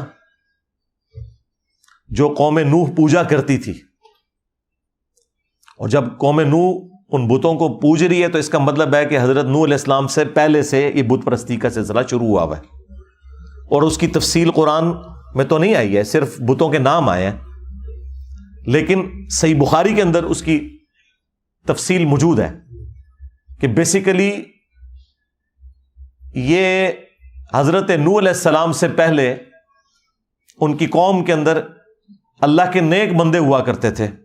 ظاہر ہے کہ پہلے انسان اور پہلے پروفٹ حضرت آدم علیہ السلام ہے، یہ بھی اس میں انہوں نے کہا کہ جی حضرت آدم علیہ السلام کو مسلمان پیغمبر مانتے ہیں، جیوز اور کرسچنز جو ہیں وہ حضرت ابراہیم علیہ السلام سے سٹارٹ لیتے ہیں یا نوح علیہ السلام سے سٹارٹ لیتے ہیں۔ تو یہ کنسنسس حضرت آدم علیہ السلام ہی پہلے انسان ہے اور وہ پہلے پیغمبر بھی ہیں۔ ان کی نسل ہی میں جب بت پرستی شروع ہوئی تو وہ ایسے شروع ہوئی، صحیح بخاری میں آتا ہے کہ کچھ نیک لوگ عبادت کیا کرتے تھے، ان کے مرنے کے بعد لوگوں نے کہا کہ ہم بھی اپنے اندر عبادت کا جذبہ پیدا کرنے کے لیے نا، جہاں پہ بیٹھ کے وہ عبادت کرتے تھے وہاں پہ انہوں نے وہ 5 نشانیاں پتھروں کے طور پر رکھ لی کہ ان کو دیکھ کے ہمارے اندر بھی موٹیویشن پیدا ہوگی۔ پھر آہستہ آہستہ وہ بت کی شکل اختیار کر گئے اور لوگوں نے انہی کو پوجنا شروع کر دیا، اور وہی کانسیپٹ کے پیچھے تو خدا ہی ہے۔ تو اس طریقے سے بت پرستی سٹارٹ ہوئی۔ آج بھی آپ کو جو لوگ جاہل لوگ ہیں وہ کہتے ہیں ہم مزارات کے اوپر اس لیے جاتے ہیں کہ تاکہ ہم وہاں جا کے ان نیک بندوں کو یاد کریں کہ انہوں نے کیسے اللہ کو خوش کیا تھا، تو پھر اس سے ہمیں موٹیویشن ملے گی۔ جی آپ کے بڑے بھی یہی کچھ کرتے تھے، انہوں نے بھی ایسے ہی سٹارٹ لیا تھا کہ یہاں اللہ کے نیک بندے، یہاں پہ بھی آپ دیکھ رہے ہیں انہوں نے چلا کٹیا جی، سیم چیز بخاری کے اندر موجود ہے۔ ان 5 بتوں کا سلسلہ پھر شروع ہوا، اور قرآن حکیم اس حوالے سے اتنا سینسٹیو ہے بت پرستی کے حوالے سے کہ اللہ تعالیٰ نے سورۃ الحج کی آیت نمبر 30 میں، چیپٹر نمبر یہ 22 ہے، فرمایا کہ بتوں کی گندگی سے بچو. اس سے گند کہا ہے، نجس، غلاظت کہا ہے بتوں کی. پھر اللہ تعالیٰ نے سورہ الزمر کی آیت نمبر 3 میں کہا کہ یہ لوگ ان بتوں کی عبادت اس لیے کرتے ہیں کہ یہ کہتے ہیں کہ یہ ہمیں اللہ کے نزدیک کر دیں گے، پیچھے اللہ ہی ہے. تو اللہ تعالیٰ نے اسے بھی کنڈیم کیا کہ یہ بالکل صراحتاً کفر ہے. اور سورہ یونس میں تو اللہ تعالیٰ نے کہا کہ تم وہ بات کر رہے ہو جو اللہ کے بھی علم میں نہیں ہے، زمین و آسمان میں، کہ اللہ نے کوئی اپنا نائب مقرر کیا اس حوالے سے کہ اس کے ذریعے تم اللہ تک پہنچو گے. اور پھر سورۃ الاعراف میں تو اللہ تعالیٰ نے جتنی تفصیل کے ساتھ اس کو ذکر کیا ہے، اللہ نے کہا کہ یہ جو تم نے بت بنائے ہوئے ہیں یہ تو تمہاری طرح اللہ کی مخلوق ہے. اور پھر اللہ تعالیٰ نے اس کو مزید سمجھایا کہ کیا ان کے پاؤں ہیں جس سے یہ چلتے ہیں؟ کیا ان کے ہاتھ ہیں جن سے یہ پکڑتے ہیں؟ ہاتھ تو ہیں لیکن پکڑتے تو کوئی نہیں نا. باقی تفصیلات کے لیے پی کے فلم دیکھ لیں. کیا ان کی آنکھیں ہیں جس سے یہ دیکھتے ہیں؟ کیا ان کے کان ہیں جس سے یہ سنتے ہیں؟ اللہ نے ایک ایک عضو کا ذکر کیا اور انسانیت کو آر دلائی اس حوالے سے. وہ انسانیت جو شرک میں ڈوبی ہوئی ہے کہ تم ان سے بہتر ہو، کہ تم چل پھر سکتے ہو، پکڑ سکتے ہو، سن سکتے ہو، لیکن یہ وہ بت ہیں جن کے اندر یہ کچھ بھی نہیں ہے. اور پھر جو اس کو اپنے ایپیکس کے اوپر پہنچایا وہ ہمارے ابا جی نے پہنچایا، حضرت ابراہیم علیہ السلام نے. وہ انشاءاللہ میں بعد میں اگلے پوائنٹس کے اندر ان کا ذکر کروں گا، چونکہ اس ویڈیو میں انہوں نے ان کا ذکر بھی کیا. تو اسلام میں کسی قسم کی کوئی قبر پرستی، بت پرستی کسی بھی حوالے سے نہیں ہے. اچھا، یہاں پر ضمناً میں وہ بھی کور کر دوں جو انہوں نے تابوت سکینہ کا ذکر کیا اور انجیل سے انہوں نے ورسز کو کوٹ کیا کہ وہ تابوت سکینہ بھی اللہ تعالیٰ کی طرف دھیان لانے کے لیے ایک چیز تھی، اور وہ اس کو انہوں نے ریلیٹ کیا بت پرستی کے ساتھ. حالانکہ ایسا کوئی کانسیپٹ نہ انجیل کے اندر اس طریقے سے موجود ہے، اور قرآن کے اندر تو اللہ تعالیٰ نے تابوت سکینہ کا ذکر چیپٹر نمبر 2 میں سورۃ البقرہ کے اندر کیا ہے، 248 نمبر آیت کے اندر. وہ تو جسٹ ایک باکس تھا جس کے اندر حضرت موسیٰ علیہ السلام کی کچھ نشانیاں تھیں، ان کا عصا تھا، ان کے کپڑے تھے، اس طرح کی چیزیں جو بنی اسرائیل کا یہ عقیدہ تھا کہ اس کی برکت سے اللہ تعالیٰ ہم پر رحم فرماتا ہے. بنی اسرائیل کوئی تابوت سکینہ کے سامنے جھکتے نہیں تھے، اس کی عبادت نہیں کرتے تھے، وہ برکت کے طور پر اپنے ساتھ رکھا کرتے تھے. جس طرح خانہ کعبہ کی دیوار میں بھی ایک پتھر نصب ہے جسے ہم حجر اسود کہتے ہیں، اور اسے چوما جاتا ہے. اور بخاری اور مسلم دونوں میں حدیث موجود ہے کہ حضرت عمر فاروق رضی اللہ تعالیٰ عنہ جب اسے چومنے لگے تو انہوں نے ساتھ ایک جملہ بولا کہ تو ایک پتھر ہی تو ہے حجر اسود، نہ کسی کو نفع دے سکتا ہے نہ نقصان، میں صرف اس لیے چوم رہا ہوں کہ نبی صلی اللہ علیہ وآلہ وسلم نے تجھے چوما تھا. بس یہ عقیدہ ہے. بعض لوگوں نے اس کے آگے ایک وہ کہانی جوڑی ہے کہ مولا علی علیہ السلام نے کہا کہ یہ نفع بھی دیتا ہے نقصان بھی دیتا ہے. وہ روایت المستدرک للحاکم میں ہے اور گھڑی بھی روایت ہے، اس میں ابو ہارون کذاب جھوٹا راوی ہے.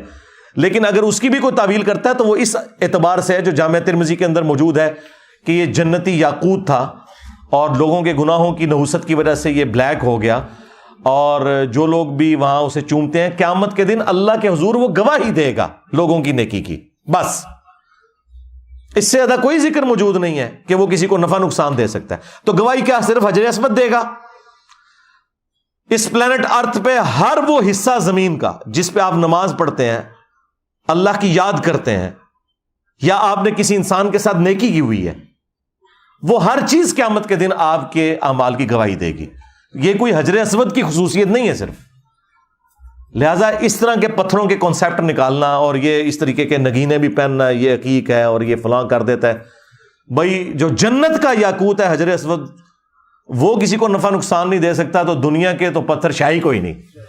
ہاں، اگر اللہ کا جنت سے بھیجا ہوا پتھر الٹا اس نے کیا نفع نقصان دینا تھا، اس نے اپنے اوپر اثر لے لیا ہے کہ انسانیت کے گناہوں کی وجہ سے وہ سیاہ ہو گیا. جب اترا تھا تو وہ سفید تھا. تہاڈی نوزت پی گئی ہوتے تھے. ہاں تو یہ بالکل کانسیپٹ اسلام کے اندر اس طرح کا کوئی نہیں. تابوت سکینہ آپ خود پڑھ کے دیکھ لیں, اس سے زیادہ کوئی کانسیپٹ نہیں تھا. اور چونکہ یہ بنی اسرائیل کے ساتھ ریلیٹڈ ہے, موسیٰ علیہ السلام کی یادیں تھیں تابوت سکینہ میں, تو موسیٰ علیہ السلام کا ذکر اللہ تعالیٰ نے سورۃ الاعراف کی آیت نمبر 138 میں کر دیا. آپ نے اسپیسیفکلی موسیٰ علیہ السلام اور تابوت سکینہ کا ذکر کیا, تو قرآن میں تو پوری تفصیل آئی ہے کہ موسیٰ علیہ السلام جب اپنی قوم کو لے کر نکلے اور شام کی سرزمین کی طرف سفر اختیار کیا, راستے میں انہوں نے جب سمندری جھیل کو عبور کیا, اس زمانے میں وہ چھوٹی چھوٹی سمندری جھیلیں تھیں, پھر بعد میں انہی کو جوڑ کے تو نہر سوئز اب بنا دی گئی ہے. دنیا کی 30% تجارت اسی نہر کے ذریعے ہو رہی ہے. تو جھیل کو جب کراس کیا تو سورۃ الاعراف آیت نمبر 138 میں آیا کہ جب ان کی قوم نے, ایک ایسی قوم سے ان کا گزر ہوا کہ جو بتوں کے اوپر دھیان کیے ہوئے بیٹھے تھے, تو انہوں نے کہا موسیٰ آپ بھی ہمارے لیے کوئی اللہ کا بت مقرر کر دیں کہ ہم اس پر دھیان کر کے بیٹھیں. تو موسیٰ علیہ السلام نے کہا کہ میں اس جاہل قوم سے اللہ کی پناہ میں آتا ہوں کہ ان لوگوں نے اللہ کا بت مان لیا. اور پھر جب موسیٰ علیہ السلام کوہ طور پہ گئے تو پیچھے انہوں نے وہ ایک بچڑا بنا بھی لیا زیورات کو جمع کر کے. پھر اس بچڑے کے ساتھ جو حضرت موسیٰ علیہ السلام نے کیا, اس کے ٹکڑے ٹکڑے کروائے اور اس کو پانی میں بہا دیا. یہ سارے کا سارا ذکر قرآن حکیم کے اندر موجود ہے. لہٰذا موسیٰ علیہ السلام نے اگر کوئی کانسیپٹ دیا تھا بت پرستی کا, تو یہ بالکل ان پہ جھوٹ ہے. انہوں نے تو اللہ کا بت نہیں بنانے دیا, تو تابوت سکینہ کیسے بت بنا سکتے تھے وہ؟ یہ بالکل جھوٹا الزام ہے. اور اسی کانٹیکسٹ میں ایک حدیث جامعہ ترمذی میں موجود ہے کہ ہمارے محبوب علیہ السلام کے چند اصحاب آپ کے ساتھ تھے. غزوہ حنین کے موقع پر ایک درخت کے پاس سے گزرے جسے ذات انواد کہا جاتا تھا, جہاں مشرکین عرب اپنا اسلحہ لٹکاتے تھے اور ان کا یہ عقیدہ تھا کہ جو یہاں پہ اسلحہ ٹچ کرتا ہے اسے جنگ میں فتح ہوتی ہے. فتح پھر بھی کوئی نہیں ہوئی, حنین وہ ہار ہی گئے مسلمانوں سے. تو چند اصحاب نے کہا یا رسول اللہ آپ بھی ہمارے لیے کوئی درخت مقرر کر دیں جس سے ہم برکت حاصل کریں. انہوں نے کوئی اللہ کا بت نہیں مانگا تھا, انہوں نے برکت کے لیے ایک چیز مانگی. تو نبی علیہ السلام نے فرمایا سبحان اللہ, اللہ پاک ہے, تم نے تو مجھ سے وہی ڈیمانڈ کر دی جو موسیٰ کے اصحاب نے کی تھی. پھر نبی علیہ السلام نے سورۃ الاعراف کی آیت نمبر 138 جو میں نے بیان کی تلاوت کی, اور پھر آپ نے فرمایا اس ذات کی قسم جس کے قبضے قدرت میں میری جان ہے, تم بھی اگلے لوگوں کے طریقے پہ چل پڑو گے. اور پھر اگلی پوری حدیث بخاری مسلم میں بھی موجود ہے, قدم با قدم بالشت بر بالشت, حتیٰ کہ اگلے لوگوں میں سے کوئی گوہ کے سوراخ میں داخل ہوا تو تم بھی یہی کام کرو گے. صحابہ کرام نے پوچھا کہ اگلے لوگوں سے مراد کیا جیوز اور کرسچنز ہیں؟ آپ نے فرمایا اگر وہ مراد نہیں تو اور کون سے لوگ مراد ہیں؟ اور ہمارے پروفٹ نے ہمیں پہلے ہی بتا دیا کہ میری امت میں بھی یہ خرابیاں آئیں گی, لیکن ان کا تعلق نہ مجھ سے ہے نہ کسی پیغمبر کے ساتھ ہے. لہٰذا آج پریکٹیکلی اگر آپ کو کہیں مسلمان کسی قبر کے آگے گھیرے پڑے نظر آ رہے ہیں اور ہندو ان کے اوپر اعتراض کرتے ہیں کہ ہم کھڑا کر کے پوجتے ہیں, تم لٹا کے پوجتے ہو, تو ہم ان کو بتائیں گے کہ نہ اسلام میں یہ کھڑا کر کے کسی کو پوجنے کی اجازت ہے, نہ لٹا کے پوجنے کی اجازت ہے, ورنہ اس پلانٹ ارتھ پہ سب سے متبرک قبر تو رسول اللہ کی قبر ہے صلی اللہ علیہ وآلہ وسلم. اور مسند احمد میں حدیث ہے, حضور دعا کرتے ہیں اللہم لا تجعل قبری وثنا یعبد, اے اللہ میری قبر کو وہ بت نہ بننے دینا کہ لوگ اس کی پرستش شروع کر دیں. ہمارے نبی علیہ السلام تو اپنی قبر کو بھی بت کہہ رہے ہیں اگر پرستش شروع ہو جائے. وہ قبر مبارک جو ہمارے ماں باپ اولاد سب سے بڑھ کر ہمیں محبوب بھی ہے, اور اس قبر کی حاضری ہر مسلمان کے دل کی خواہش بھی ہے. بخاری مسلم دونوں میں حدیث ہے, نبی علیہ السلام کے آخری دن چل رہے تھے اور حضور صلی اللہ علیہ وآلہ وسلم تکلیف کی وجہ سے اپنے چہرے انور سے چادر ہٹاتے اور پاس پانی کا ایک برتن تھا, اس سے ہاتھ گیلا کر کے اپنے چہرے پر مل کے اپنے بخار کی شدت کو ٹھنڈا کرتے اور ساتھ ساتھ فرماتے لعن اللہ الیہود والنصارى, اللہ کی لعنت ہو یہود و نصارہ پر, اتخذوا قبور انبیائہم مساجدا, انہوں نے اپنے انبیاء کی قبروں کو سجدہ گاہ بنا لیا تھا. اور ہماری ماں سیدہ عائشہ سلام اللہ علیہا کے الفاظ ہیں کہ اگر ہمیں یہ خطرہ نہ ہوتا کہ لوگ رسول اللہ کی قبر پہ سجدے شروع کر دیں گے تو ہم نبی علیہ السلام کی قبر مبارک کو زیارت کے لیے اوپن کھول دیتے اور حجرے کی دیوار کو گرا دیا جاتا. آج تک اوپن نہیں ہے قبر مبارک، لیکن چونکہ نبی علیہ السلام ہمیں ڈرا رہے تھے یار اگر رسول اللہ کی قبر مبارک کا یہ سٹیٹس ہے تو باقی تو دنیا کی ہر قبر شاہی کوئی نہیں. اور اما عائشہ کہہ رہی ہیں کہ ہمیں پتا تھا کہ حضور ہمیں ڈرا رہے ہیں، اس لیے ہم نے اس طرح کی کوئی ایکٹیویٹی پرفارم نہیں کی. صحیح مسلم میں حدیث ہے، جندب رضی اللہ تعالیٰ عنہ کہتے ہیں حضور نے اپنی وفات سے 5 دن پہلے یہ فرمایا تھا، دیکھنا اگلے لوگوں میں سے جب کوئی نیک آدمی فوت ہو جاتا تھا تو لوگ اس کی قبر پہ سجدے شروع کر دیتے تھے، تم میرے ساتھ ایسا معاملہ نہ کرنا، میں تمہیں اللہ کا خوف دلاتا ہوں. پھر بخاری اور مسلم دونوں میں یہ حدیث موجود ہے.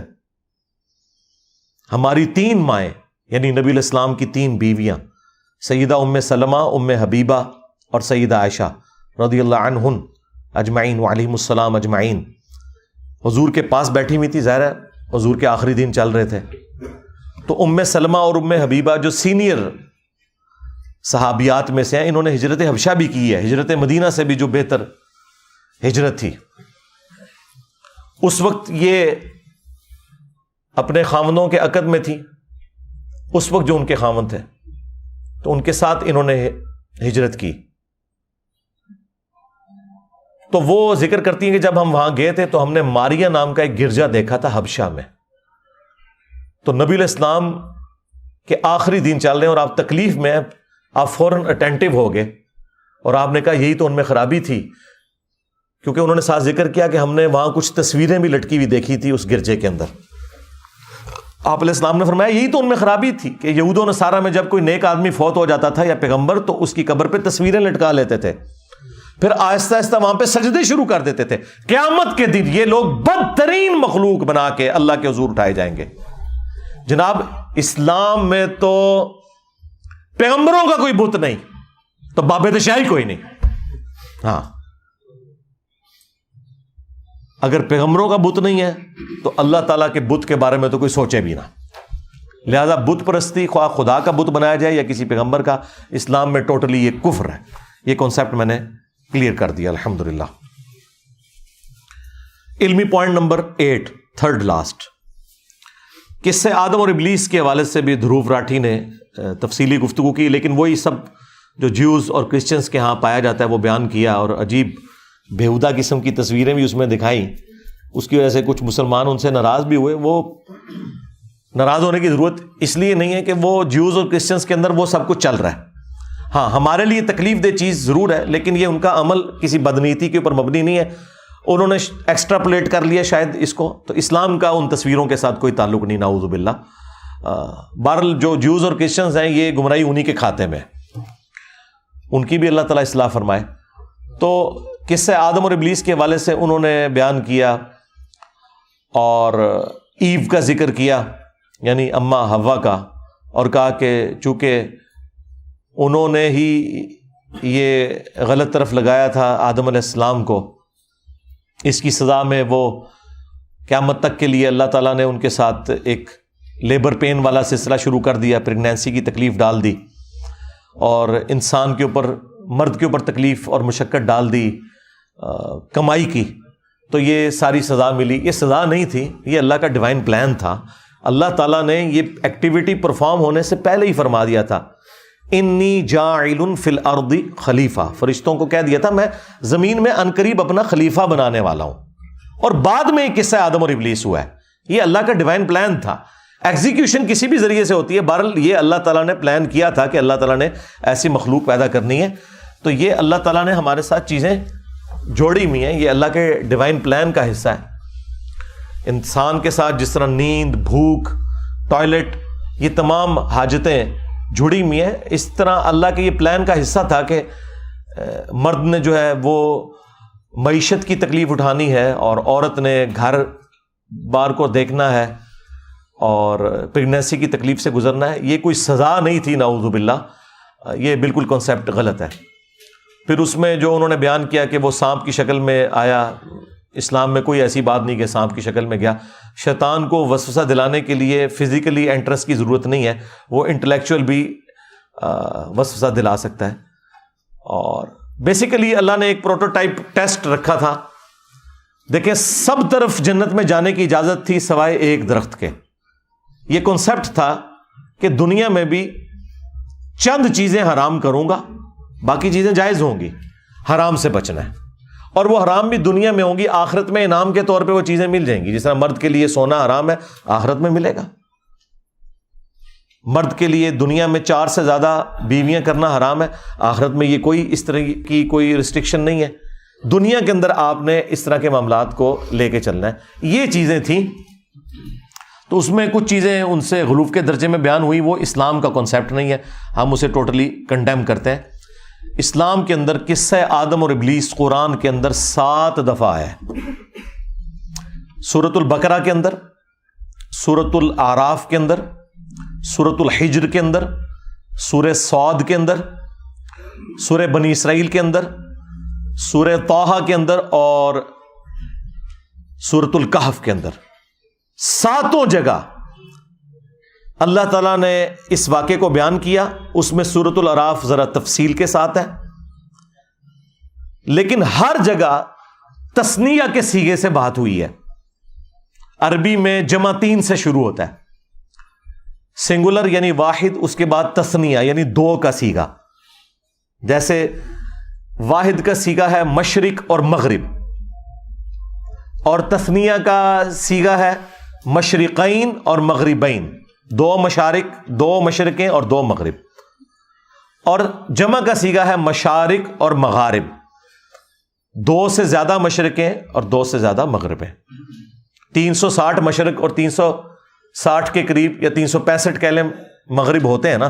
روزانہ ہلکا سا سورج ٹلٹ ہو کے طلوع ہوتا ہے ود رسپیکٹ ٹو زمین.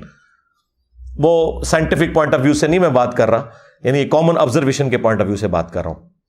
تو 365 مشرق ہوتے ہیں اور 365 مغرب. تبھی تو گریجولی سردیوں میں یہاں سے سورج نکل رہا ہوتا ہے, یہ میرے پیچھے اس اینگل پہ مغرب ہے, تو آپ گرمیوں میں دیکھیں تو آج کل یہاں پہ آ چکا ہوگا سورج, پھر اس کا ٹریک لمبا ہو جاتا ہے ود رسپیکٹ ٹو زمین کی میں بات کر رہا ہوں, ورنہ سورج نہ تو نکلتا ہے نہ غروب ہوتا ہے.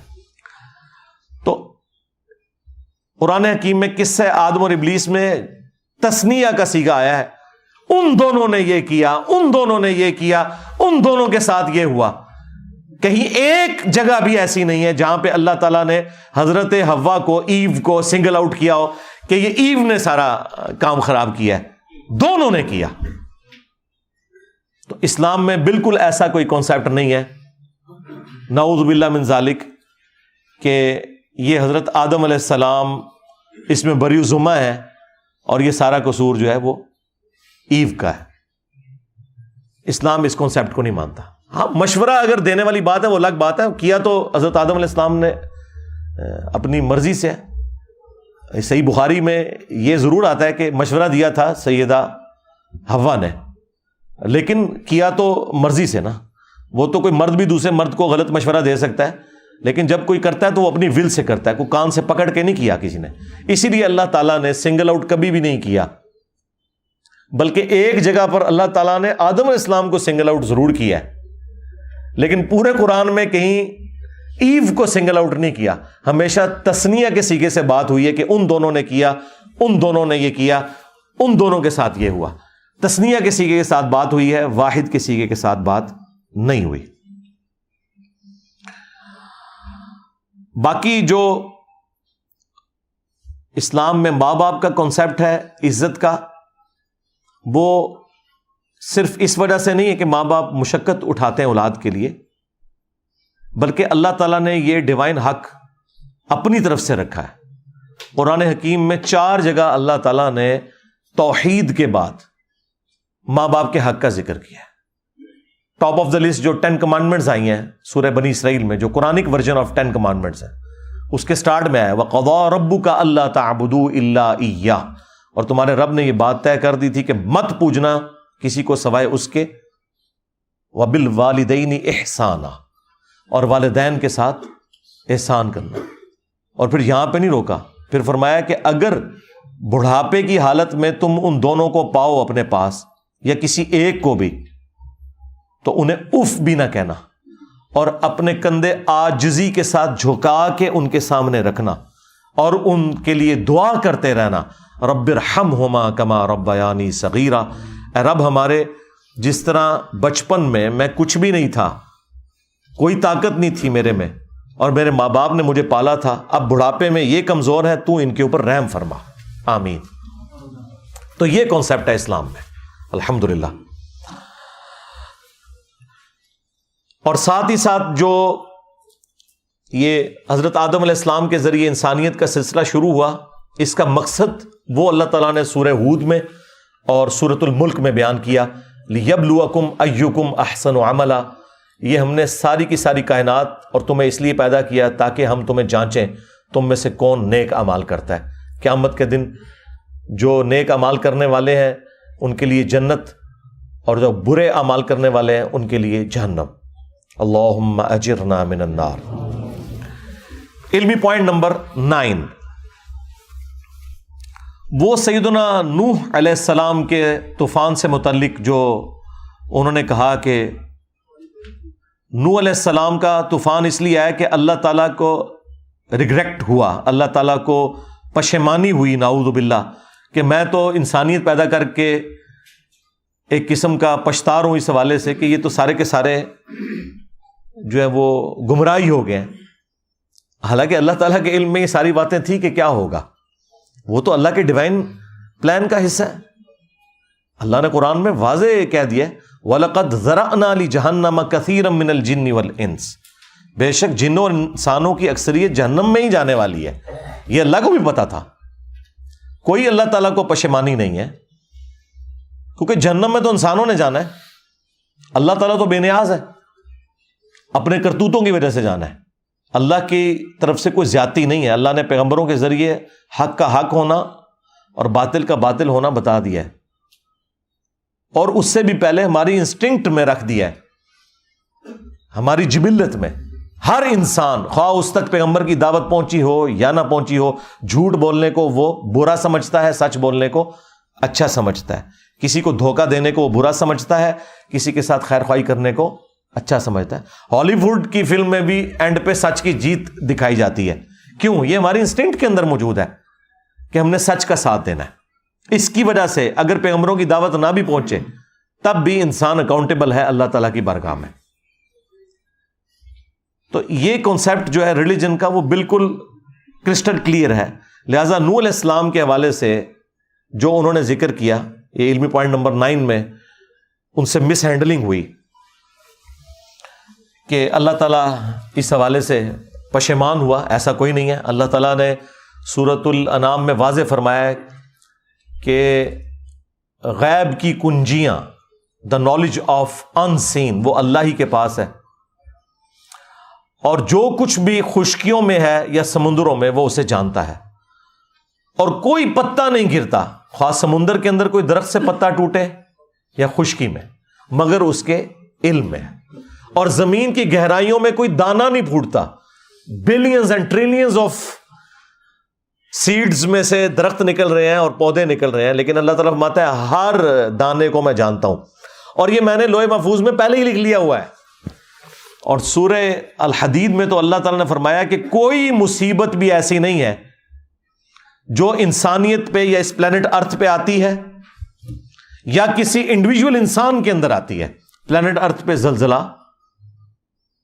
ٹورنیڈوز، سیلاب، وبائی امراض، اور انڈیویجول لیول کے اوپر کسی کا kidney failure, heart failure, blood cancer ہو جانا، کسی کا ایکسیڈنٹ ہو جانا، کسی انڈیویجول کو کوئی تکلیف آتی ہے یا پوری انسانیت کو، اللہ تعالیٰ نے لوح محفوظ پہ پہلے ہی لکھ لیا ہوا ہے کہ انسان کو یہ تکلیف پہنچے گی، اور یہ اس لیے کیا تاکہ جو چیز تمہیں نہ ملے اس پہ افسوس نہ کرو، اور جو چیز مل جائے اس کے اوپر شیخی نہ بگاڑو۔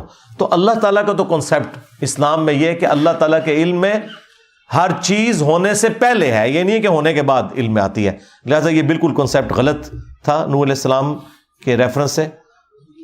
آخری علمی پوائنٹ نمبر 10، وہ حضرت ابراہیم علیہ السلام کے حوالے سے انہوں نے جو بیان کیا اس میں بھی کئی جگہ غلطیاں تھیں، کچھ چیزیں انہوں نے بالکل ٹھیک بیان کی، باقی جو انہوں نے وہ ریلیٹ کیا ہے اسے ہندوازم میں جو کنسیپٹ ہے، ایک واقعہ ہے اور الفابیٹس لے کے اس میں بھی غلطیاں ہیں، کیونکہ اس میں فرعون کا کوئی کنسیپٹ یہاں پہ موجود نہیں ہے، نمرود والا کنسیپٹ تھا، اور باقی جو اس میں سٹوری میں جو رنگ بھرے گئے ہیں وہ اس طریقے سے نہیں ہے بالکل۔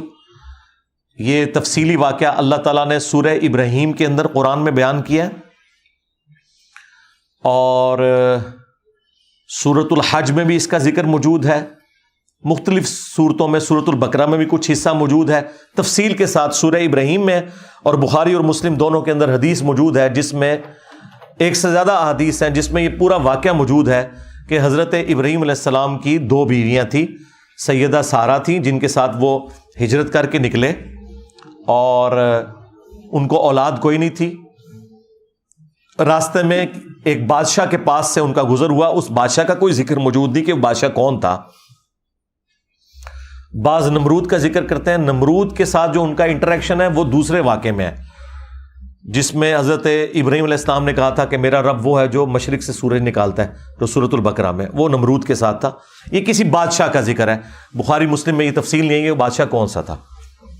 بہرحال اس بادشاہ کو جب پتا چلا کہ حضرت ابراہیم علیہ السلام کی جو بیوی ہے وہ بہت خوبصورت ہے، تو اب ظاہر ہے وہ بادشاہ نے ان کو بلوایا اپنے پاس، تو حضرت ابراہیم علیہ السلام نے سیدہ سارہ سے کہا کہ تم اسلام کے رشتے میں میری بہن ہو، اور یہی میں نے بادشاہ کو بتایا ہے، کیونکہ اگر میں بتاتا کہ تم میری بیوی ہو تو وہ مجھے قتل کروا دیتا۔ ظاہر ہے اس زمانے میں تو نگاہیں مار کے بزرگ کچھ نہیں کر سکتے تھے نا۔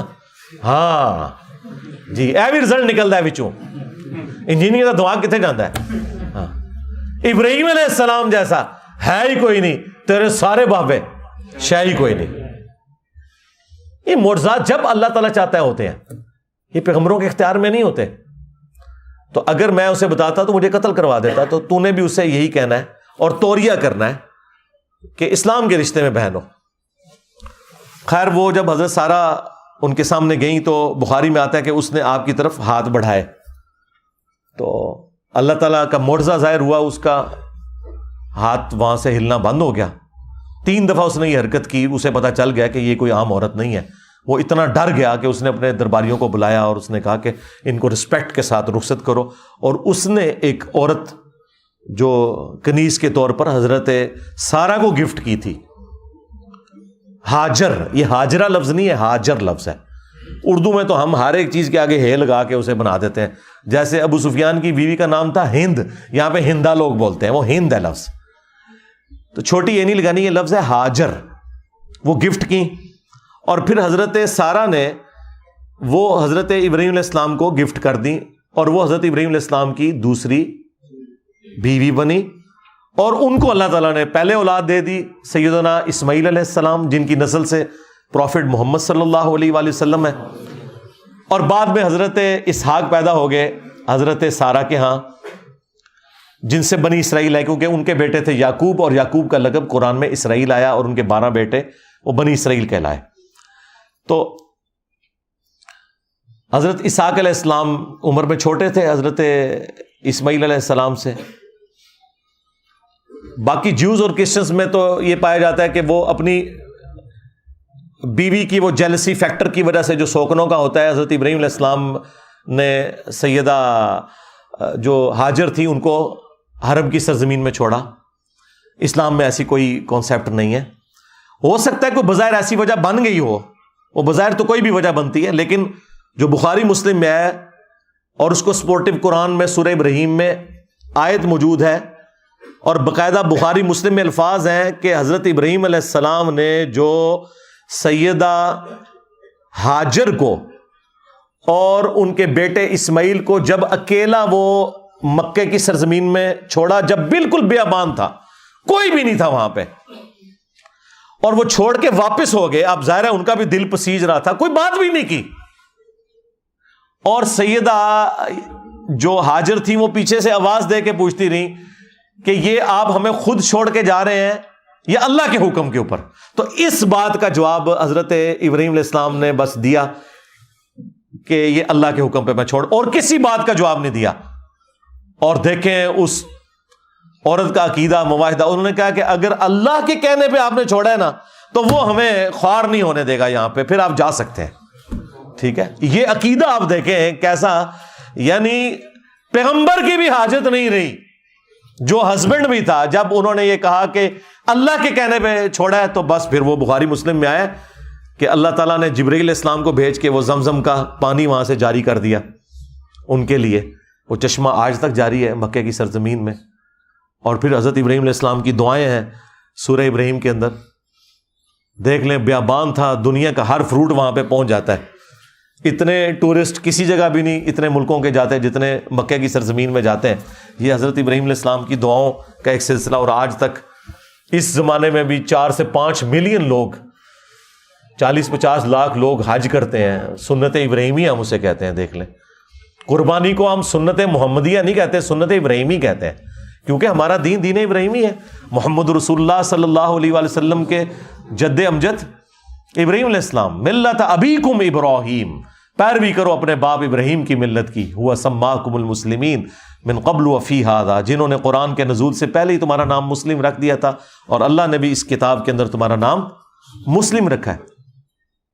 تو یہ پورے کا پورا واقعہ موجود ہے. کوئی حضرت ابراہیم علیہ السلام نے کوئی وہ بیویوں کی لڑائی ختم کرنے کے لیے کام نہیں کیا. یہ تو ظلم پہ مبنی ہے, نعوذ باللہ, کہ حضرت ابراہیم علیہ السلام اللہ کی اجازت کے بغیر ہی ایسی جگہ کے اوپر جہاں پہ کوئی بھی نہیں ہے اپنے بیوی بچوں کو مرنے کے لیے ریگستان میں چھوڑ دیتے. نعوذ باللہ, ایسی کوئی بات نہیں تھی. یہ ان کی طرف بالکل غلط بات منسوب کی گئی ہے. اسلام میں ایسا کوئی کانسیپٹ موجود نہیں ہے. باقی جو بتوں کو توڑنے کا ذکر ہے وہ سورۃ الانبیاء کے اندر تفصیل کے ساتھ آیا ہے, اور وہ انہوں نے اس میں ذکر کیا کہ قرآن میں موجود ہے چیپٹر نمبر 21 کے اندر, کہ ابراہیم علیہ السلام نے سارے بت توڑے اور اینڈ پہ کلہاڑا رکھ دیا بڑے بت کے کندھے پر, اور توریہ کیا. جب انہوں نے پوچھا کہ ہاں بھائی یہ کس نے کیا ہے, تو لوگوں نے کہا کہ وہ ایک نوجوان لڑکا ہے, ایک چھوکرا جس کے بارے میں ہم نے سنا اسے ابراہیم کہا جاتا ہے, وہ یہ باتیں کرتا تھا, بلاؤ اس کو. جب بلایا گیا تو حضرت ابراہیم علیہ السلام نے توریہ کیا. جب انہوں نے پوچھا کہ تم نے یہ کیا, تو حضرت ابراہیم علیہ السلام نے کہا کہ ان کے بڑے سے پوچھو, یعنی اگر یہ بولتا ہے تو پوچھو اس سے. اور کلاڑا اس کے اس پہ رکھا ہوا تھا, یعنی وہ دونوں مطلب کنوے کر دیے, جھوٹ بولے بغیر. توریہ پھکی دے دی, اینٹی وینم دے دیا. سمجھ رہے ہیں نا, سمجھ رہے ہیں نا, یہ وہ کیا انہوں نے. یہ پھکی کا اگلا ورژن ہے, سمجھ رہے ہیں نا. ہاں, اسی اصول اور مبادی پہ الزامی جواب. تو وہ انہوں نے پھر کہا کہ تمہیں تو پتہ یہ بولتے نہیں ہیں. پھر انہوں نے کہا کہ اف ہے تمہارے اوپر اور جن کی تم عبادت کر رہے ہو, انتم وآباؤکم فی ضلال مبین, تم بھی اور تمہارے سارے آباء و اجداد بھی کلی گمراہی میں تھے. لوگ کہتے ہیں انجینئر صاحب وہ اللہ تعالیٰ نے موسیٰ علیہ السلام کو بھیجا تھا نا فرعون کے پاس, تو کہا تھا کہ ذرا ہاتھ ہلا رکھیں. ہاں, وہ اس لیے کہا تھا کہ حضرت موسیٰ علیہ السلام کا ہاتھ بڑا وزنی تھا. ہاں, وہ اسرائیل کو بھی لگا ہوا ہے, تو اس لیے ان کو کہا تھا ذرا نرمی کرنی. تو قرآن کی یہ آیت کیوں بھول جاتے ہو؟ تم ابراہیمی ہو اور مثالیں موسیٰ علیہ السلام کی ہمیں دیتے ہو, اور وہ بھی آؤٹ آف کانٹیکسٹ. موسیٰ علیہ السلام کو یہ کہنا چاہیے تھا, اللہ نے صحیح کہا کہ ہاتھ اولا رکھنا ہے, کیونکہ ان کی طبیعت میں بہت سختی تھی. 2 بندوں کی لڑائی چھڑاتے ہوئے ایک مکہ مارا, بندہ مار دیا. ہاں, تو ایسے بندے کو تو یہی کہنا چاہیے نا کہ ذرا نرمی سے بات کرنا. اور ظالموں, انجینئر صاحب کو سنگل آؤٹ کرتے ہو تو ابراہیم علیہ السلام کو کیوں بھول جاتے ہو؟ انہوں نے تو واضح کہا کہ انتم وآباؤکم فی ضلال مبین, تم بھی تمہارے بزرگ بابے بھی سارے گمراہ تھے. اور میں آپ کو بتاؤں یہ اللہ تعالیٰ کی کرامت ہوئی مجھ پہ کہ یہ واقعہ بیان کرتے ہی فی البدی میری زبان پہ جاری ہو گیا تھا کہ بابت شاہی کوئی نہیں. پہلی دفعہ جو میری زبان پہ جاری ہوا نا وہ اس واقعے کے اوپر ہوا تھا. پھر میں نے اسے جوڑا کہ میرے نبی سا ہے ہی کوئی نہیں, تیرے بابے تھے شاہی کوئی نہیں. یہ ابراہیم علیہ السلام کا نعرہ ہے کہ بابے تھے شاہی کوئی نہیں. انتم وآباؤکم فی ضلال مبین, میں تو صرف یہ کہہ رہا ہوں کہ بابے تھے شاہی کوئی نہیں. حضرت ابراہیم علیہ السلام نے کہا تھا وہ گمراہ تھے سب, تم بھی گمراہ, تمہارے آباء و اجداد بھی گمراہ.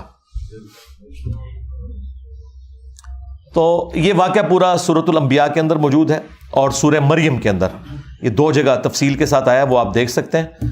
اور باقی اگر آپ نے تفصیلات دیکھنی ہے تو پی کے فلم دیکھیں, ہم بار بار مشورہ دیں گے. باقی اینڈ پہ میں دھروو راٹھی کے لیے کہوں گا کہ میں پرسنلی آئی لو یو, الحمدللہ, I respect all of your efforts to educate the people of subcontinent. جو انڈیا اور پاکستان کے جاہل لوگ, جن کے حکمرانوں نے کوئی پیسہ نہیں لگایا ان کو ایجوکیٹ کرنے کے لیے, ایک اکیلا شخص جس کا تعلق انڈیا سے ہے وہ مشن اٹھاتا ہے, جو بائی پروفیشن ایک میکینیکل انجینئر ہے, اور اس نے وہ ساری کی ساری تکلیف بھی اٹھائی ہیں وہاں پہ سوشل جسٹس پہ بات کرتے ہوئے.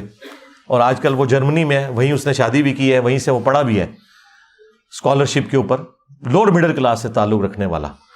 اور اس نے آج ملینز آف پیپل کے لیے وہ تمام نالج جو انگلش زبان کے اندر تھا وہ آسان فہم انداز میں اردو زبان میں پہنچاتی ہے. میں اپنے تمام آڈینس سے یہ ریکویسٹ کروں گا, میں نے آج تک کبھی یہ نہیں کہا کہ میرا چینل سبسکرائب کریں, ہاں میری ہزاروں ویڈیوز ریکارڈ ہو چکی ہیں, لیکن میں آپ کو یہ ضرور کہوں گا کہ آپ یہ چینل دھروو راٹھی کا جو چینل ہے آفیشیل وہ سبسکرائب کریں. نالج کا ایک ذریعہ, پرانی جتنی ویڈیوز ان کی ریکارڈ ہیں وہ آپ ذرا دیکھیں اور اپنے علم میں اضافہ کریں. باقی ریلیجن کے پوائنٹ آف ویو سے جو انہوں نے سلسلہ شروع کیا ہے, ہم کہیں گے کہ اسے آپ جاری رکھیں آگے. لیکن جس طرح آپ باقی معاملات میں بکس کو فالو کرتے ہیں اور سچائی اور جھوٹ میں فرق کرتے ہیں, یہاں بھی آپ نے اسلام کی جو پرائمری بک ہے قرآن, اس کے ریفرنسز آپ نے کوٹ کرنے ہیں اور اس سے آپ نے اسلام کے بارے میں گفتگو کرنی ہے.